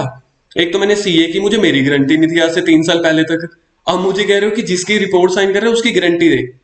एविडेंसेस के हिसाब से आप मेरे को बता दो, जो मेरे पास एविडेंसेस हैं उसके हिसाब से अगर कुछ गलत है तो मेरे से आप क्या ले लो, फाइन ले लो, उसके बिहाफ नहीं। फिर इनकम टैक्स वालों ने क्या बोला, कहते हमने उनकी ना जमीन खोदी, ठीक है, छत तो उसकी तोड़ दी, उसमें से ये एविडेंसेस मिले। मैं क्या आप कर सकते हो, मैं नहीं कर सकता, मुझे तो रीजनेबल एश्योरेंस लेना है ना, जो वो मुझे दे रहे हैं मैं उसके बिहाफ पे कर दिया, उसके बिहाफ पे बता दो। वो पावर आपके पास है, मेरे पास इतनी पावर थोड़ी है कि मैं उनकी मतलब जमीन में से ही डॉक्यूमेंट्स निकलवाने लग जाऊंगा। तो ऑडिटर के पास हमेशा इस चीज का बचाव पक्ष रहता है, जो एविडेंसेस दोगे उसके बिहाफ पे रहेगा, ना वो फ्यूचर वाइबिलिटी के बिहाफ पे रहेगा, ना इन्वेस्टिगेशन पे, ना रेड पे, ठीक है। तो ऑब्जेक्टिव क्या है, to obtain the reasonable assurance whether FS as a whole free from ROMM, इसको शॉर्ट फॉर्म में क्या बोलेंगे हम, ROMM, risk of material misstatement. इसी के साथ कनेक्टेड वर्ड था चौथा, ठीक है, क्या था, determine the true and fair view. उसके बाद आपके पास था रिपोर्ट करना, रिपोर्ट के साथ कनेक्टेड वर्ड क्या था, ओपिनियन एक्सप्रेस करना, और लास्ट में फ्यूचर वाइबिलिटी के लिए आप जिम्मेवार नहीं हो। तो objective of audit, standard number बता सकते हो, 200। 200। अब देखो एक चीज सुनना, एग्जाम की सबसे इंपॉर्टेंट चीज मैं डिस्कस कर रहा हूं। पेपर में जो आपके पास 30 to 40 मार्क्स के आते हैं स्टैंडर्ड्स के क्वेश्चंस, बाकी रिमेनिंग आपके पास आते हैं सिंपल चैप्टर के क्वेश्चंस, ठीक है। आई रिपीट, एग्जाम में आपके पास 30 to 40% क्वेश्चन जो आते हैं वो आते हैं स्टैंडर्ड के, बाकी रिमेनिंग चैप्टर के। अब उसमें से हमारे पास क्या होता है, कुछ 30 मार्क्स के हमारे पास क्या आते हैं, हमारे पास 30 मार्क्स के आते होते हैं एमसीक्यूज, तो बाकी आपके पास आते हैं नॉर्मल क्वेश्चंस, जिसको आप बोलते हो सब्जेक्टिव क्वेश्चंस, थ्योरेटिकल क्वेश्चंस, यानी कि 70 मार्क्स, 100 मार्क्स हो गए। कुछ चॉइस के साथ आपको ये आता है 120 का पेपर। अब मैंने आपको क्या बोला, इसी 100 में से ना, ध्यान से देखना, इसी 100 में से 30 to 40% क्वेश्चन आते हैं एसए के, स्टैंडर्ड्स ऑन ऑडिटिंग। बाकी रिमेनिंग कितना हो गया आपका, 60 to 70% की रेंज हो गई। ये जो आपका आएगा सब्जेक्टिव क्वेश्चन, यानी कि थ्योरी, यानी कि जो 30 to 40 मार्क्स ये वाले हैं ना एसए के, इसमें कुछ एमसीक्यूज भी आ सकते हैं, कुछ क्वेश्चंस भी आ सकते हैं। मतलब पैटर्न समझ गए ना, कि एमसीक्यूज 30 के आने हैं, वो एसए में से भी आ सकते हैं, उसमें से भी। अब दोबारा से अगर मैं कहूं, यहां पे आपके पास पेपर में क्वेश्चन आएगा ऑब्जेक्टिव ऑफ ऑडिट बताओ, पेपर में नहीं बोलेंगे कि ये एसए 200 है, ये आपको आइडेंटिफाई यानी कि याद रखना पड़ेगा। 30% अगर क्वेश्चन आते हैं ना, उसमें से 10% में एसए का नाम दे के रखते हैं, तो उसमें तो हमें आइडेंटिफिकेशन हो जाती है। वो कहेंगे ऑब्जेक्टिव ऑफ ऑडिट बताओ 4 नंबर का, आपको लगेगा यार ये क्वेश्चन आया हुआ है, आप लिख दोगे 5-6 question, reasonable assurance, true and fair view, communicate, report, expressing the opinion, future viability. पहली लाइन में ना आप ये शब्द लिखना भूल जाओगे। 3 नंबर का ये क्वेश्चन बनेगा, जो इतना छोटा सा है ना, 3 नंबर का, 1 नंबर वहां पे चला जाएगा जब आप ये शब्द नहीं लिखोगे। देखना बोर्ड पे एक बार, जब आप ये शब्द नहीं लिखोगे ना, 3 नंबर में से 1 नंबर कट जाएगा, क्योंकि वो टेक्निकली आपसे पूछना चाहते हैं, ठीक है। तो इसके साथ लिखो, standard name may not be given in the question, standard name may not be given in exam.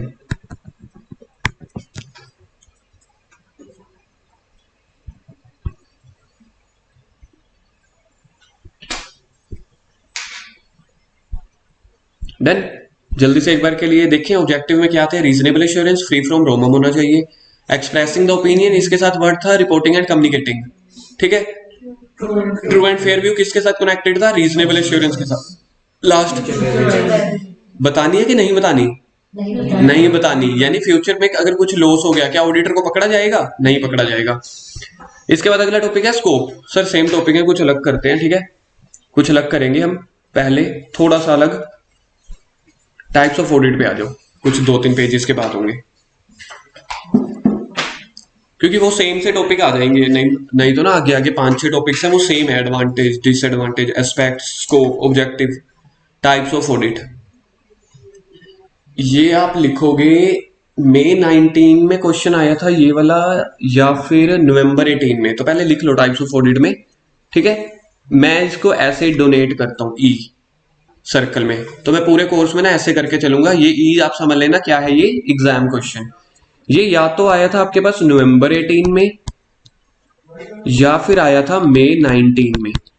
Types of audit ऐसे क्वेश्चन आएंगे ना, आप फर्स्ट अटेम्प्ट क्लियर होगे अगर ऐसे क्वेश्चंस आएंगे, लेकिन तब जब आपकी किस्मत बड़ी अच्छी होगी, बड़े अच्छे अच्छे कर्म किए होंगे हमने, ठीक है। बड़ा ही आसान क्वेश्चन है। टाइप्स ऑफ ऑडिट दो, एक है रिक्वायर्ड अंडर लॉ, तो इसको लिखो that is compulsory audit.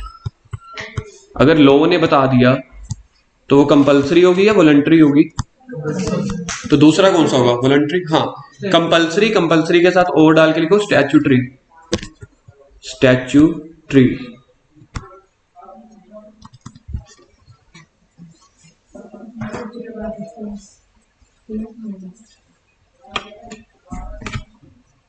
Sir इसका मतलब क्या होगा कंपल्सरी? मुझे बताने की जरूरत है? किसी लॉ ने आपको बोल दिया कि भाई ऑडिट करवानी है, कुछ कंडीशन हम बताएंगे, अगर वो कंडीशन फुलफिल होगी तो आपको ऑडिट करानी है। फॉर एग्जांपल, ठीक है, फॉर एग्जांपल मैं यहाँ पे लिख रहा हूँ, यहाँ पे भी एक ना 8th भी आप ऐड कर लेना, ठीक है। यहाँ पे जब मैं एग्जांपल लिख रहा हूँ ना 8th लिख देना, GST audit. GST audit, if turnover is more than 2 crore. GST वालों ने बोला कि हे हमारे बिजनेस, हे कंपनियों, ठीक है, अगर आपकी टर्नओवर 2 करोड़ एक दिन में, एक साल में कुछ नहीं होगा तो 1 साल मान के चलना है ना हमेशा। अगर आपकी टर्नओवर 1 साल में 2 करोड़ क्रॉस कर गई तो जीएसटी वाले कहते हैं ऑडिट कराओ। तो जीएसटी ने बोल दिया ऑडिट करानी है ना, that is called statutory audit. आपको स्टैट्यूट मतलब कोई लॉ, कोई एक्ट वो बोल रहा है, तो इसका वो कंपल्सरी ऑडिट हो गई। ऐसे ही 8 अलग अलग कंपनीज वगैरह दी हुई हैं, तो उन्होंने बताया ऑडिट करानी है तो करानी है। सबसे पहला companies governed by companies act. अगर आप कोई भी कंपनी खोलते हो, ठीक है, इसके साथ लिख देना इधर प्राइवेट और पब्लिक, इधर प्राइवेट और पब्लिक। और भी आप कौन सी कंपनीज बोल सकते हो? गवर्नमेंट, ठीक है, फॉरेन कंपनी, 1%, कुछ भी कंपनी अगर आपने खोली कंपनीज एक्ट 2013 के अकॉर्डिंग, आपको ऑडिट करवानी जरूरी है। दूसरा, बैंकिंग वाले कहते हैं बैंक खोल लो, तो बैंकिंग का रेगुलेशन एक्ट, बैंकिंग का अपना एक्ट होता है ना 1949, तो फिर उसकी ऑडिट आप कंपनीज एक्ट के अकॉर्डिंग करवाओगे या बैंकिंग के? बैंकिंग के, जिसके ऊपर पिताजी बैठे हैं, ठीक है, उसी के अंडर आपको ऑडिट करवानी है। तीसरी, इलेक्ट्रिसिटी कंपनी, इनको भी ऑडिट करवानी जरूरी है, इनका एक्ट अपना है 1948। कोऑपरेटिव सोसाइटी, इनका एक्ट है 1912, अंग्रेजों के जमाने का, ठीक है। कॉरपोरेशंस, कॉरपोरेशंस का मतलब होता है ये एलआईसी वगैरह, जिसमें कुछ पब्लिक सेक्टर भी इंक्लूड होता है, ठीक है, कुछ प्राइवेट सेक्टर भी इंक्लूड होता है, ठीक है, जिनके अपने ही एक्ट होते हैं। एलआईसी का अपना एक्ट पता है आपको कौन सा होता है? इंश्योरेंस कंपनी का एक्ट कौन सा होता है? इंश्योरेंस डेवलपमेंट, हाँ, इसको शॉर्ट फॉर्म में लिखते हैं IRDA. IRDA act, insurance regulation development authority. तो इनके पिताजी भी अपने हैं, तो ये अपनी उनके अकॉर्डिंग करवाएंगे इरडा। मेरे को ईयर नहीं याद आ रहा है, ईडा का ईयर कौन सा है?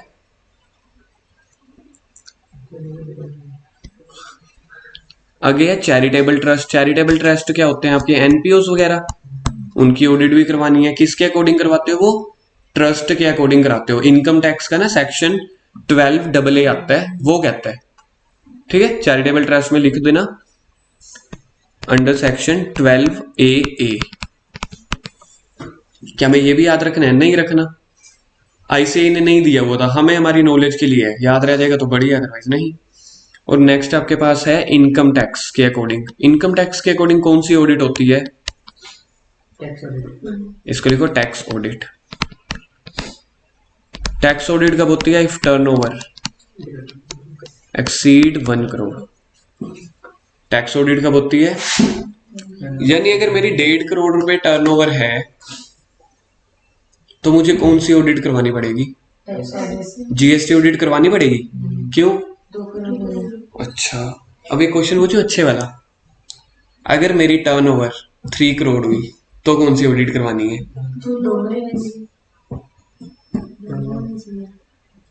इसकी ना एक बड़ी अच्छी बात है हमारी कंपलसरी ऑडिट की। देखो मेरी 3 करोड़ अगर सेल है ना, 3 करोड़ सेल बहुत ज्यादा नहीं होती, जो अमीरों के पॉइंट ऑफ व्यू से लगा लो, एक ये हायर मिडिल क्लास फैमिली की होती है, अब ये कह सकते हो। तो अगर मैं दोनों ऑडिट करवा रहा हूँ, हमारे लिए तो बड़ी अच्छी बात है। हम सीए एक ही कंपनी की दो ऑडिट, भाई 10,000 इसके, 1 करोड़ टर्नओवर क्रॉस होगी ना, कहते 2 करोड़ इसकी क्रॉस हुई, इसके 15 लूंगा मैं, 20 नहीं ले रहा। तो ऐसे रोते चिल्लाते लोग गए किसके पास? प्रभु जी के पास। प्रभु जी कौन? गवर्नमेंट। कहते हे प्रभु जी, कहते हाँ जी बोलिए। कहते जब मैंने एक ऑडिट करवा ली, जब मेरी 1 करोड़ क्रॉस हो गई, मैंने टैक्स ऑडिट करवा ली ना, उसी सीए से ही करवाई, उसी ने चेक किए, मेरे अकाउंट्स उसी ने बनाए। मतलब मेरी गलती क्या हो गई कि मेरी टर्नओवर 2 करोड़ क्रॉस हो गई तो आपने एक और ऑडिट लगा दी। उसी सीए की इनकम, मैं पहले उसको 10,000 फीस दे रहा था, अब वो कह रहा है 15,000 और भी दे। कुछ बार्गेनिंग करके वो चलो 13,000 12,000 रुपए पे मान रहा है। कल को आप कहोगे 5 करोड़ जिसकी क्रॉस हो गई, उसको सेबी एक्ट में भी वो करवानी है ऑडिट, वही सेम सीए मेरा ऑडिट कर जाएगा, 25,000 और ले जाएगा।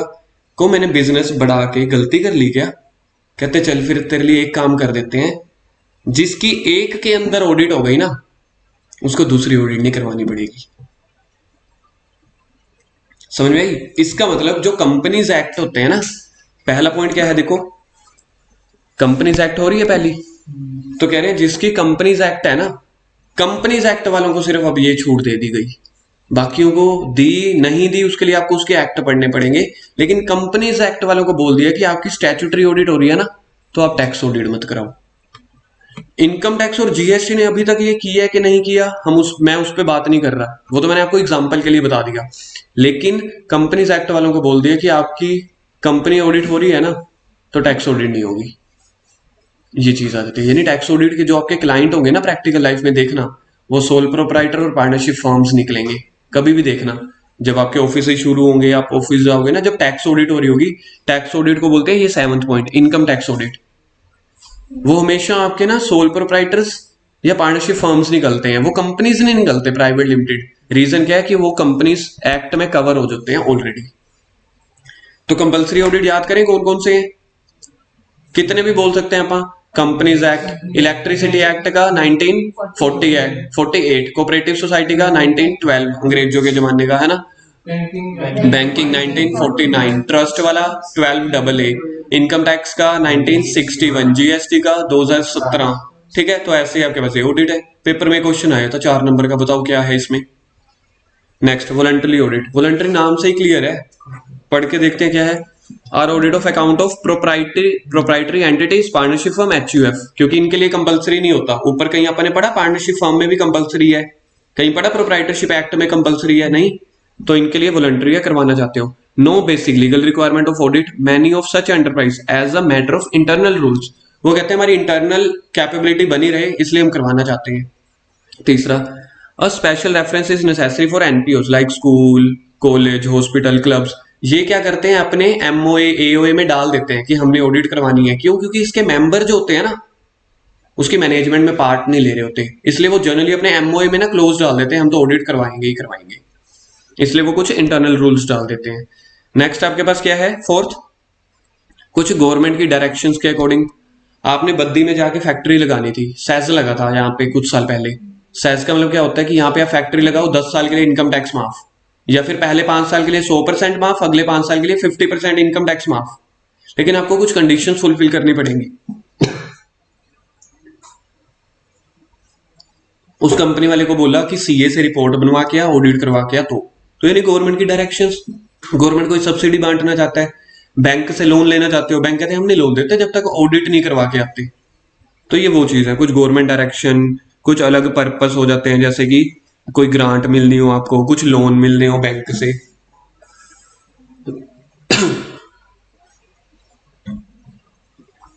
वॉलंटरी ऑडिट है, क्या फिर मैं किसी से भी करवा लूंगी? करवाऊंगा तो मैं सीए से ही। देखो वॉलंटरी ऑडिट का मतलब है मर्जी है करवाओ ना कराओ, लेकिन करवानी उसके पास सीए से ही है, साइन तो सीए के ही वैलिड होंगी। ठीक है, audit is to be conducted from an independent professional auditor. ठीक है, लिखो that is CA in practice. Voluntary का मतलब हो रहा है, इसका मतलब ये थोड़ी ना हो रहा है अब आपको लंदन जाना है घूमने, 7 समुंदर पार जाना है ना। अब जाना तो कहीं ना कहीं शिप या एयर से ही पड़ेगा ना, चाहे अपनी मर्जी से जा रहे हो, गवर्नमेंट जबरदस्ती धक्का नहीं दे रही। करोगे तो उससे ना जो एलिजिबल होगा। और नेक्स्ट आपके पास है, जैसे ये ट्रस्ट होते हैं, वही एनपीओ ही हो गए ये भी, उनकी भी कंपलसरी नहीं है, but most of the trust deeds, जो ट्रस्ट का खुद का लीगल डॉक्यूमेंट होता है, वो अपने लिए कुछ क्लोज डाल देते हैं, कुछ रूल डाल देते हैं कि आप करवाते रहेंगे ताकि ट्रांसपेरेंसी बनी रहे। ठीक है, तो ये कुछ तो याद करने वाला भी नहीं है। पहले में पॉइंट में क्या दिया हुआ है कि proprietary firms, partnership firms, HUF, उसके लिए वो करवा सकते हैं, कोई बेसिक लीगल रिक्वायरमेंट नहीं है। अपने लिए एनपीओस वगैरह कुछ इंटरनल रूल्स के अकॉर्डिंग करवा सकते हैं। गवर्नमेंट कोई डायरेक्शन देती है, या अगर आपको बैंक से लोन लेना है तो उसके लिए जरूरत पड़ जाती है करवानी, फिर भी सीए से है। ट्रस्ट हो गया एनपीओ वाला। ठीक है, और टाइप्स ऑफ ऑडिट कंपलसरी में कौन कौन से थे? इलेक्ट्रिसिटी, कौन सा एक्ट था? 49, 48, 49 कौन सा था? बैंकिंग था। ईडा वाला क्या था? एक्ट नहीं था, लेकिन इनकॉर्पोरेशन से एलआईसी उसको भी करवानी है। Income tax 1961, companies act 2000, GST act 2000। तो ऐसे एक्ट है, तो इनके लिए कंपलसरी ऑडिट करवानी पड़ेगी।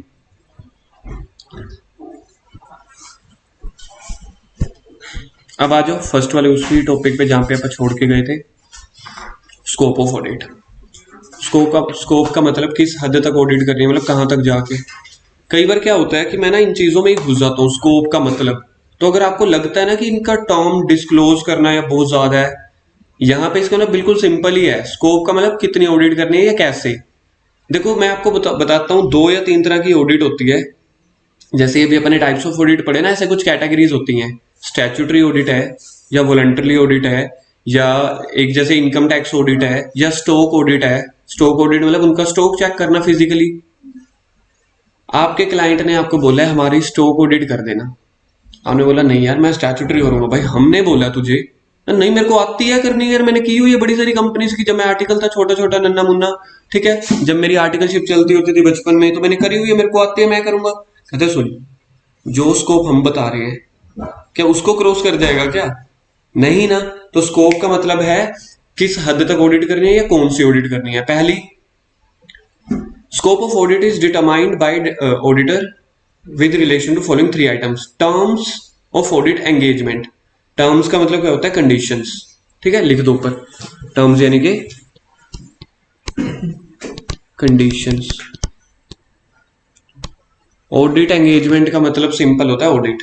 एंगेजमेंट क्यों दिया हुआ है यहाँ पे? वैसे ही दिया हुआ है, फैंसी शब्द बस।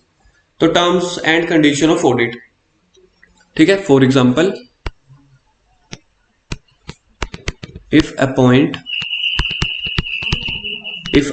एज, लिखो इसके साथ example. For example, if appoint as internal auditor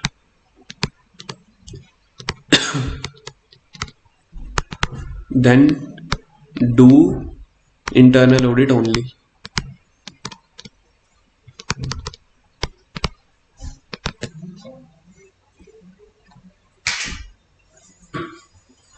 यानी कि जिस क्लाइंट ने आपको जिस काम के लिए रखा है उसी काम के लिए ऑडिट करोगे, ऐसे नहीं हर काम के लिए।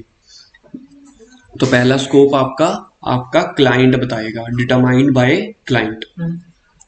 दूसरा है requirement of relevant statute. Statute मतलब कि लो। लो आपको बोल रहा है, लो में क्या आ सकते हैं? लो में देखो कंपनीज एक्ट आ सकता है, स्टैंडर्ड्स ऑन ऑडिटिंग आ सकते हैं, कुछ भी आ सकता है। तो अगर उन्होंने आपके लिए कुछ लॉज निकाले हुए हैं, रूल्स निकाले हुए हैं, क्या आप उसके बियॉन्ड जाके ऑडिट कर सकते हो? अगर आपको गवर्नमेंट कह रही है भाई हम आपको फॉर्म दे रहे हैं, अब जीएसटी में क्या हुआ पड़ा है, उन्होंने अपना पोर्टल दिया हुआ है और उस पोर्टल में आपको सेल भरना है, बी टू बी सेल भरनी है, बी टू सी सेल भरनी है, वैसे ही भरोगे ना कि अपनी मर्जी से शुरू कर दोगे? तो जब गवर्नमेंट ने अपने लिए आपके लिए कुछ फॉर्म अनाउंस कर दिए, पोर्टल अनाउंस कर दिए, तो उसी अकॉर्डिंग करेंगे। तो यानी कि रिक्वायरमेंट ऑफ रेलिवेंट स्टैट्यूट, उसी के स्कोप में रह के। तीसरा होता है प्रोनाउंसमेंट ऑफ आईसीआई। प्रोनाउंसमेंट का मतलब होता है ये लिखा हुआ है, स्टैंडर्ड्स ऑन ऑडिटिंग। प्रोनाउंसमेंट को यानी कि स्टैंडर्ड्स ऑन ऑडिटिंग को टेक्निकली क्या बोलते हैं अपा? प्रोनाउंसमेंट। तीसरे में गवर्नमेंट नहीं आ रही बीच में, तीसरे में आईसीआई बीच में आ रहा है। अब जब आप ऑडिट करने जाते हैं ना, हमारे ऑडिट के लिए हमारे जो पिताजी हैं वो कौन है? आईसीआई, सारे स्टूडेंट के, सारे मेंबर के। तो उन्होंने स्टैंडर्ड बनाए हुए हैं, जो मैंने आपको बोला ना कि आपको 25 स्टैंडर्ड्स करने हैं और राघव को 35। सर आप बार बार मत बोलो 35, पता लग गया मुझे, है ना राघव? बार बार मत बोलो। तो क्या करें, सच्चाई है। तो जो आपको 25 स्टैंडर्ड्स करने हैं ना, वो आईसीआई बनाता है। आईसीआई मतलब हम जैसे लोग। और आई थिंक मैंने आप लोगों को ही उस दिन बताया था ना कि आजकल एक अकाउंटिंग स्टैंडर्ड बन रहे हैं, हमारे ऑफिस में ही आए हुए हैं, बन चुके हैं। तो उसकी लाइक ऑब्जर्वेशन चल रही है, तो वो हमारे पास ही आई हुई थी कि देखो इसमें कुछ गलत हो या कुछ और सजेशंस देनी हो। मतलब सर ये इंसान ही बनाते हैं। हाँ, इंसान हमारे जैसे। आप लोग जब 3 साल बाद सीए बन जाओगे, उसके 5-8 साल का आपको एक्सपीरियंस हो जाएगा, तब आप भी उस ऑडिट कमेटी में बैठा करोगे। आपकी अगर पोस्ट अच्छी लगती है, आप कहते हो मेरे को आईसीआई में ही बैठना है, सेंटर काउंसिल में ही बैठना है, मेरे को सब कुछ पता करना है, ये वो करके, फिर आप लोग भी उसी में पार्ट लोगे। तो ये स्टैंडर्ड्स आप ही बनाओगे। फिर टीम बनती है, हर किसी का दिमाग चलता है, कोई सुजेशंस देता है, कोई ओमिशन देता है, कुछ भी बनाते हम लोग ही हैं। तो जो ऑडिटिंग के स्टैंडर्ड्स हैं, जो अकाउंटिंग के स्टैंडर्ड्स हैं, वो हम सीए लोग ही बनाते हैं। फिर सर उसको फुलफिल पूरा इंडिया करता है, चाहे वो रिलायंस हो, चाहे इन्फोसिस हो, चाहे छोटी कंपनी हो, चाहे बड़ी कंपनी। जो रूल्स बना दिए बना दिए। अब एक क्वेश्चन पूछता हूँ, आंसर बीच में मत देखना मत आप, ठीक है? मुझे बताओ इन तीनों में से, ये स्कोप है, स्कोप जब भी याद आएगा आपको ये 3 शब्द जरूर याद रखने हैं, terms and condition which is determined by the client. तो इसके साइड पे पहले लिख लो, इसके लेफ्ट साइड पे ना लिख लो, ये आपको याद रह जाएगा, determined by client, determined by client. अब मुझे एक बात बताओ, टर्म्स ऑफ ऑडिट एंगेजमेंट हो गई यानी कि क्लाइंट, दूसरा स्टैच्यूट यानी लॉ बीच में आ रहा है, सरकार, तीसरा आईसीएल, सबसे बड़ा कौन? क्लाइंट लो law, client client, ICI, law. अच्छा चलो मैं एक एग्जांपल देता हूं। मैं ऑडिट करने गया किसी कंपनी की, किसकी? अपने मुकेश सर की, मुकेश अंबानी जी की कंपनी की। उनके अंदर उधर ड्रग्स डीलिंग भी हो रही है, ठीक है? अगर ये बाई चांस आगे कल को फैल जाए ना, हाइपोथेटिकल है, ठीक है, क्योंकि अब तो फेस भी सामने दिख रहा है। तो तो वहां पे किसी कंपनी में गया, अंदर ड्रग्स की डीलिंग भी हो रही है। मैंने अपने उसको बोला क्लाइंट को, भाई ड्रग्स की डीलिंग बैन है। कहते छोड़ यार, कहते फीस कितनी है तेरी? मैंने कहा 5 लाख। कहते तू रिपोर्ट साइन कर, तेरे 10 लाख और बता। ऐसे कहता हाँ। उसके बाद मैंने कर तो दिया, पकड़े गए, गवर्नमेंट बीच में आई, प्रसाद लेके, थोड़ा सा जेल की हवा लेके, फाइन लेके। कहते ऐसे कैसे कर दिया बेटा? मैंने कहा क्लाइंट ने बोला था मेरे को, मैं अपनी मर्जी से थोड़ी कर रहा हूँ। अच्छा क्लाइंट बोल रहा है, ड्रग्स की डीलिंग को भी अप्रूवल दे दी, तूने दे दिया, तुझे नहीं पता था? बड़ा बोलता मैं सीए हूँ, मैं सीए हूँ, मेरे को सारी नॉलेज है। कहते नहीं, एज पर क्लाइंट है ना कि मुझे ना स्कोप दिया हुआ है, टर्म्स ऑफ एंगेजमेंट, तो मैं उसको सबसे मतलब इसको तो मैं सर्वोधर्म में मानता हूं, तो आपसे ड्रग्स डीलिंग भी करवा लेगा। पॉइंट समझ में आ रहा है? क्लाइंट डीलिंग या क्लाइंट सबसे नीचा रहेगा यहाँ पे। क्लाइंट बोले ड्रग्स की डीलिंग करवा दो, मेरी ऑडिट रिपोर्ट साइन कर दे, यार फीस 10,000 ज्यादा ले लियो, मेरी सेल है ही नहीं, फिर भी मेरी सेल तो इतनी दिखा दे, या मेरी सेल ज्यादा है तो कम दिखा दे, पैसे थोड़े ज्यादा ले लियो यार। क्या जो क्लाइंट कहेगा हम वो मान सकते हैं? आप तो करते ही क्रिटिकल एग्जामिनेशन हो, शक शक के बिना पे आपने ऑडिट करनी होती है, इसलिए क्लाइंट सबसे नीचे रहेगा। अब मैं आपसे एक क्वेश्चन पूछ रहा हूँ जो ट्रू एंड फॉल्स पेपर में आ चुका है। मेरे को इतना शौक नहीं है आपके मैं डेढ़ डेढ़ दो दो मिनट ऐसे वेस्ट करूं, एग्जाम के क्वेश्चन बने हुए हैं इसी के ऊपर। क्वेश्चन बना था whether terms of engagement can supersede the pronouncement of ICI, the answer is no. सबसे ऊपर रहेगा लो, आईसीआई उसके नीचे रहेगा, उसके नीचे रहेगा क्लाइंट, क्योंकि क्लाइंट के ऊपर कौन रहेगा, आईसीआई, जो उन्होंने रूल रेगुलेशन बता दिए। वो रूल रेगुलेशन बनते ही एज पर एक्ट है, स्टैच्यूट, इसलिए सबसे ऊपर रहेगी सरकार, उसके नीचे रहेगा हमारा छोटा सा बॉडी कौन, आईसीआई, उसके नीचे रहेंगे क्लाइंट। तो पेपर में एक बार क्वेश्चन आया था whether terms of audit engagement terms can supersede the, supersede मतलब उसको ओवरकम कर देना, उसके बियॉन्ड जाना, प्रोनाउंसमेंट ऑफ आईसीआई नहीं। क्लाइंट यानी टर्म्स ऑफ एंगेजमेंट ना ही स्टैच्यूट के ऊपर जा सकती है ना ही प्रोनाउंसमेंट ऑफ आईसीआई के अकॉर्डिंग। एक और क्वेश्चन पूछूं, whether pronouncement of ICI can supersede the relevant statute. Law सबसे बड़ा है। ट्रू फॉल्स समझिए कैसे बनेंगे, तीसरा true and false, relevant statute can supersede the terms of audit engagement, Yes. Relevant statute can supersede the pronouncement of ICI. इसी base पे आपके पास पास्ट में या हिस्ट्री में 2 बार क्वेश्चन बन चुके हैं। कौन किसको सुपरसीड कर सकता है, देखो नीचे लिखा हुआ मैंने, terms of engagement can not supersede the requirement of relevant statute और प्रोनाउंसमेंट ऑफ आईसीआई। ठीक है, तो इसके साथ सब लिख देना। बिगेस्ट कौन है यहाँ पे इन तीनों में से, बिगेस्ट है आपके पास सेकंड पॉइंट यानी कि लो।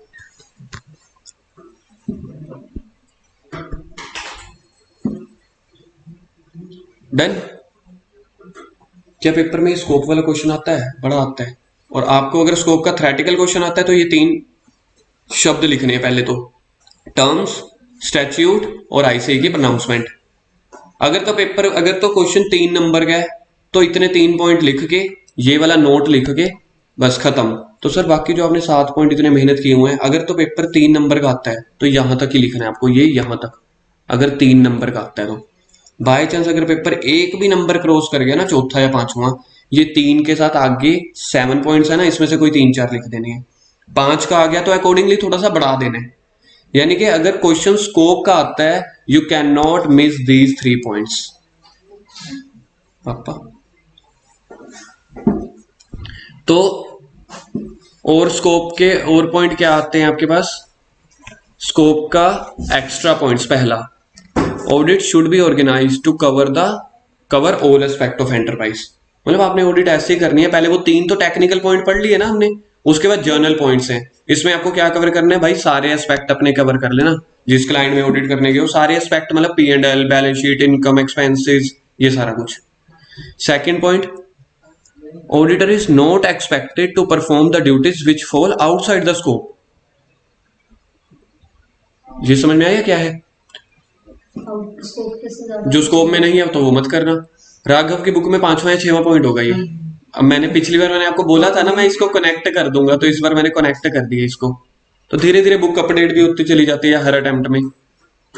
पिछली बार ये वाला पॉइंट जो था ना 6, ये यहाँ पे कहीं पे आ रहा था, तो वो कनेक्टिविटी में थोड़ी दिक्कत थी, तो इसलिए इस बार मैंने इसको साथ में कर दिया। पहला पॉइंट क्या है, कवर ऑल द एस्पेक्ट। दूसरा पॉइंट है जो आउटसाइड हो वो मत करना। देखा जाए तो पहला और दूसरा क्या हो गया, सिमिलर लाइन पे हो गया।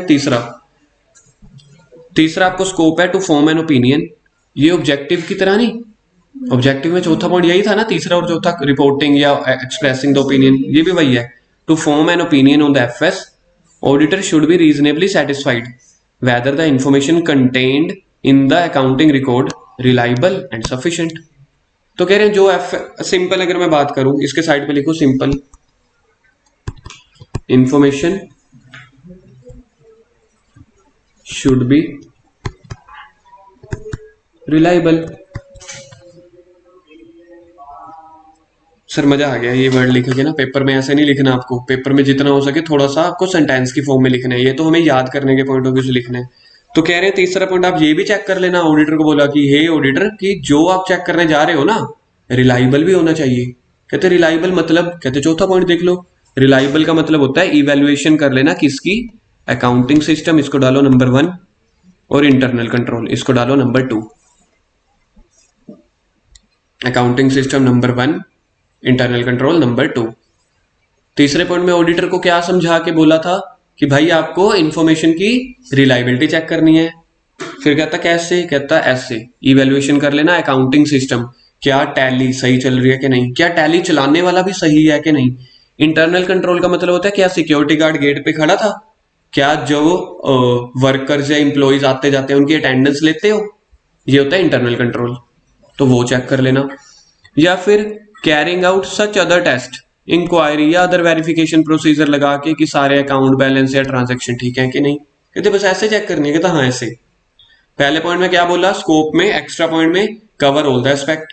दूसरे में बोला आउटसाइड वाला नहीं होना चाहिए। तीसरे में बोला सारी इंफॉर्मेशन रिलायबल और सफिशिएंट है, वो चेक कर लेना। कैसे करोगे, इवेल्युएशन करके देख लो किसको, अकाउंटिंग सिस्टम को और इंटरनल कंट्रोल को। और साथ साथ other test, other inquiry, other verification procedure check कर लेना कि अकाउंटिंग ट्रांजैक्शन वैसे होता है जर्नल या कोई भी ट्रांजैक्शन, अकाउंट बैलेंस ठीक है कि नहीं, एप्रोप्रिएट का मतलब करेक्ट। उसके बाद पांचवा पॉइंट, और भी देखना है, अभी ऑडिटर को मुक्त नहीं किया गया, ऑडिटर के ऊपर तो संस्कारों की बौछार की गई है, तभी तो ऑडिट सब्जेक्ट है। Whether relevant information is properly disclosed, circle करो डिस्क्लोज्ड को। कहां पे डिस्क्लोज करनी है, एफएस की ऑडिट करने जा रहे हैं तो एफएस में ही होनी चाहिए। रेलिवेंट इंफॉर्मेशन मतलब सिंपल सेल परचेज सब डेटा दिखाया कि नहीं दिखाया। कहता वो कैसे चेक करूं, कहते अभी तक भी नहीं समझा, कहते नहीं, कहते नीचे देख फिर। तो पांचवें और छठवें पॉइंट को कंबाइंड कर दो, तीसरे और चौथे पॉइंट को कंबाइंड कर दो, फर्स्ट और सेकंड को कंबाइंड कर दो। अगर आप देख रहे होगे तो कनेक्टिविटी चल रही है। आईसीए की बुक में कनेक्टिविटी नहीं है, इसलिए जो मेरा प्रीवियस वर्जन है ना बुक का, जो राघव के पास है, तो उसमें थोड़ी कनेक्टिविटी ऐसे ऐसे करके आई हुई है, कोई पॉइंट ऐसे करके, कोई ऐसे। इस बार मैंने थोड़ा अपडेट कर दिया, पहले को दूसरे के साथ लगा दिया, तीसरे को चौथे के साथ, पांचवें को छठवें के साथ। पांचवें में क्या है, फिफ्थ पॉइंट के साइड पे लिखो, फिफ्थ पॉइंट के साइड पे हेडिंग लिखो डिस्क्लोजर।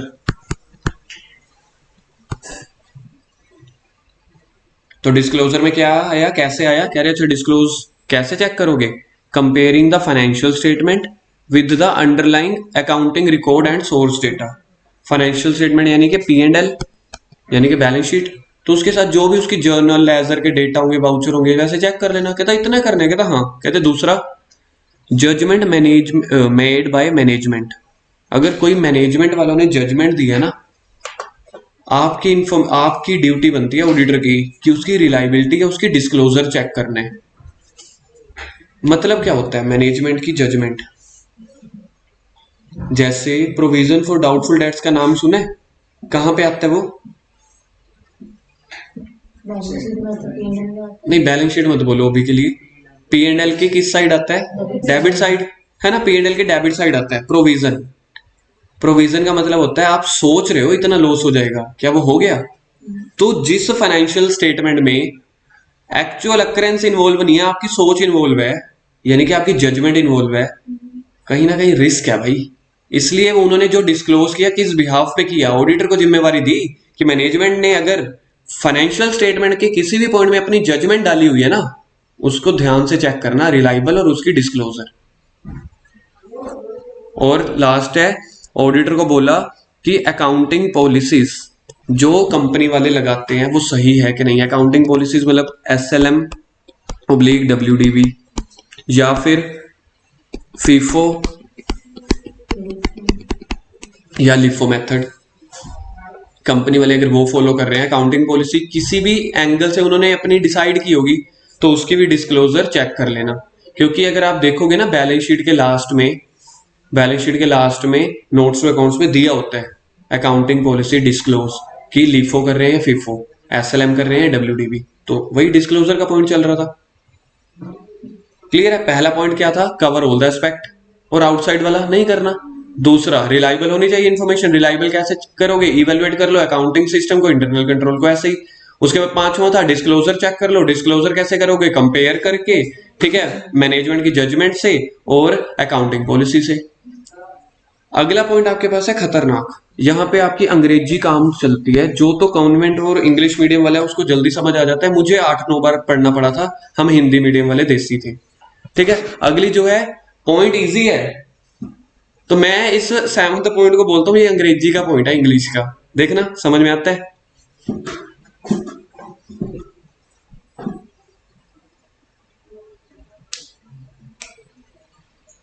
क्वालिफाइड क्यू और हाँ, क्यूओ का मतलब क्वालिफाइड ओपिनियन, डीओ का मतलब डिस्क्लेमर ऑफ ओपिनियन, ये दोनों ही क्वालिफाइड ओपिनियन होते हैं। ठीक है, क्यूओ की शॉर्ट पहले लिख लो यहाँ पे फुल फॉर्म, क्वालिफाइड ओपिनियन, और डीओ की होती है डिस्क्लेमर ऑफ ओपिनियन। ये सेम कैटेगरी के होते हैं। इन दोनों की कैटेगरी का मतलब होता है कि सब ठीक ठाक नहीं है।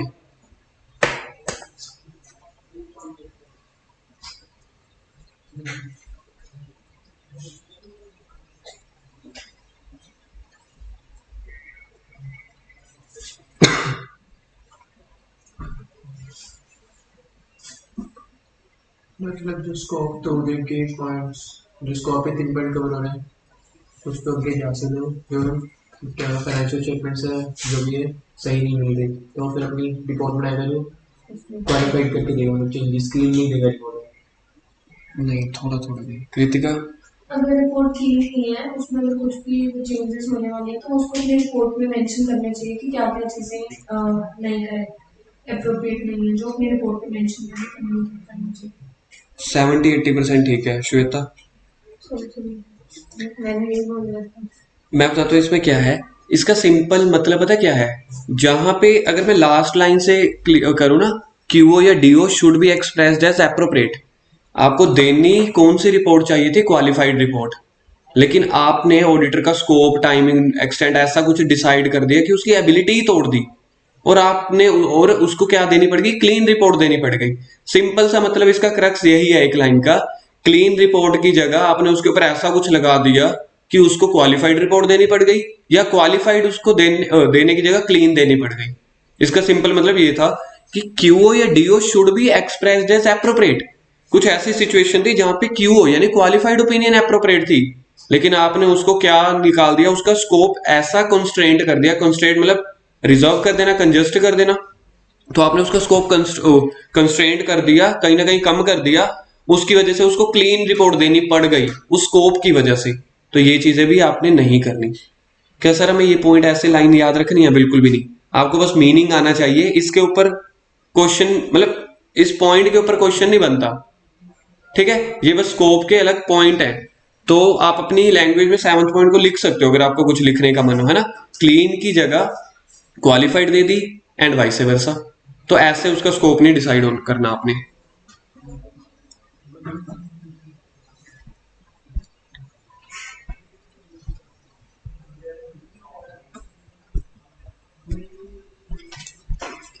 आज के लिए हम इतना ही करते हैं। अब जल्दी से पहले रिवाइज करेंगे, ठीक है? हुआ कम है लेकिन एक बार के लिए इसको रिवाइज करेंगे। क्या क्या था? सबसे पहला आज हमारा टॉपिक था डेफिनेशन ऑफ ऑडिटिंग।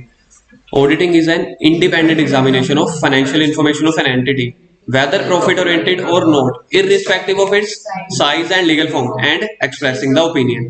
ठीक है, एक बार फिर से, auditing is an independent examination of financial information of an entity, whether profit oriented or not, irrespective of its size and legal form, and last में expressing the opinion. उसके बाद analysis तो same था, स्किप कर देना, paper में भी पढ़ने की जरूरत नहीं है। उसके बाद था एफएस मिसलीड नहीं करनी चाहिए। तो टोटल इसके 6 पॉइंट्स थे। कब कब मिसलीड नहीं करेगी? आपके अकाउंट्स जर्नल एंट्री के साथ साथ बने होने चाहिए, ठीक है? जो भी आपकी एंट्रीज हैं प्रॉपर डॉक्यूमेंट एविडेंसेस होने चाहिए वहां पे, यानी कि sufficient and appropriate audit evidence. Sufficiency क्या होता था? Quantity, appropriateness, quality. उसके बाद आपके पास था कोई भी एंट्री ओमिशन नहीं होनी चाहिए, यानी सारी एंट्रीज रिकॉर्ड करनी है। क्लियर और अनएम्बिगुअस डेटा होना चाहिए। सारी एंट्रीज, ये सारा data properly classify, describe, disclose करना है और ट्रू एंड फेयर व्यू बताना है। ऑब्जेक्टिव का स्टैंडर्ड क्या था? ऐसे 200 में आपको रीजनेबल एश्योरेंस ऑब्टेन करना है। इसी के साथ 4th पॉइंट कनेक्टेड था, ट्रू एंड फेयर व्यू बताना है। फिर रिपोर्टिंग करनी है प्लस कम्युनिकेटिंग भी करनी है, साथ साथ ओपिनियन एक्सप्रेस करना है। और फ्यूचर वाइबिलिटी को ऑडिटर ही डिस्क्राइब करता है, नहीं करता है? हाँ, तो फिर बोलना है। गुड। उसके बाद था स्कोप। स्कोप में टोटल मेन 3 चीजें थी, terms of audit engagement, requirement of relevant statute, और तीसरा प्रोनाउंसमेंट ऑफ आईसीआई। इन तीनों के अंडर रहना चाहिए आपका स्कोप, यानी जो आपकी ऑडिट कर रहे हो। फिर एक क्वेश्चन था, क्या रेलिवेंट स्टैट्यूट दोनों को सुपरसीड कर सकता है? स्टैट्यूट दोनों को सुपरसीड करता है, क्योंकि स्टैट्यूट सबसे बड़ा है। आईसीआई किसको सुपरसीड कर सकता है? क्लाइंट वाले को कर सकता है, यानी कि टर्म्स को, लेकिन स्टैट्यूट को नहीं। और क्लाइंट वाला दोनों को नहीं कर सकता। इसके साथ साथ आपके पास स्कोप में कुछ एक्स्ट्रा पॉइंट्स और थे, cover all the aspect, outside the scope हो उसको नहीं कवर करना आपने। डेटा जो भी है रिलायबल और सफिशिएंट होना चाहिए। रिलायबिलिटी आपकी डिसाइड होती है इवैल्यूएशन करके, किन दो चीजों की, अकाउंटिंग सिस्टम यानी कि टैली सही चल रही है, टैली चलाने वाला सही है, इंटरनल कंट्रोल जो वेजेस दे रहे हो सच में अटेंडेंस लगवा रहे हो, सिक्योरिटी गार्ड खड़ा है कि नहीं खड़ा, और अदर इंक्वायरी वेरिफिकेशन कर लिया। फिफ्थ पॉइंट आपके पास है डिस्क्लोजर। डिस्क्लोज आप कैसे करते हो, कंपेयर कर लो फाइनेंशियल स्टेटमेंट के डेटा को दूसरे रिकॉर्ड्स के साथ, मैनेजमेंट की जजमेंट के साथ और अकाउंटिंग पॉलिसीज के साथ, वो भी आपको डिस्क्लोज करनी जरूरी है। सेवंथ पॉइंट में है जो सही है वही करना है। अगर क्लीन रिपोर्ट है तो क्लीन दो, क्वालिफाइड है तो क्वालिफाइड दो।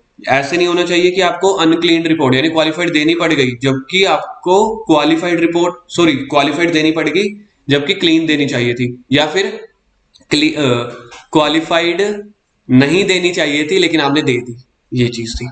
और इसके बाद एक टॉपिक हमने किया था types of audit. Types of audit में 2 पॉइंट्स है आपके पास, एग्जाम का ही क्वेश्चन है ये, वॉलंटरी और कंपल्सरी। कंपल्सरी को मैं स्टैट्यूटरी भी बोल सकता हूँ, companies act 2013, electricity act 1948, banking act 1949, cooperative society act 1912, corporation थी LIC वाली ईडा के अंदर, GST audit 2017, companies audit 2013, charitable trust का सेक्शन मैंने क्या लिखवाया था हाथों से 12AA, ठीक है, और उसके बाद इनकम टैक्स का 1961। तो इसका मतलब सर हमें पेपर में भी ऐसे ही लिखना है, बिल्कुल ऐसे ही लिखना है, इसी के ही 3 नंबर और 4 नंबर का पेपर आया हुआ है। वॉलंटरी ऑडिट, कोई proprietary firm, partnership firm HUF करा सकते हैं, क्या ये जरूरी है करवानी? नहीं है। कोई बेसिक लीगल रिक्वायरमेंट है? नहीं। हर कंपनी अपने इंटरनल रूल्स के अकॉर्डिंग करा सकती है। NPO अपने ट्रस्ट डीड में, या ट्रस्ट कोई भी चैरिटेबल ट्रस्ट है अपने ट्रस्ट डीड में कोई क्लोज डाल सकती है कि हम ऑडिट करवा लेंगे, लेकिन मेरा मन किया मैं ऑडिट करवा रहा हूँ, बीकॉम वाले से करवा सकता हूँ? नहीं। ऑडिट वॉलंटरी है लेकिन करवाओ तो अपने प्रोफेशनल ऑडिटर से ही। क्लियर? तो आज के लिए यहाँ पे हम स्टॉप करते हैं, बाकी कल स्टार्ट करेंगे।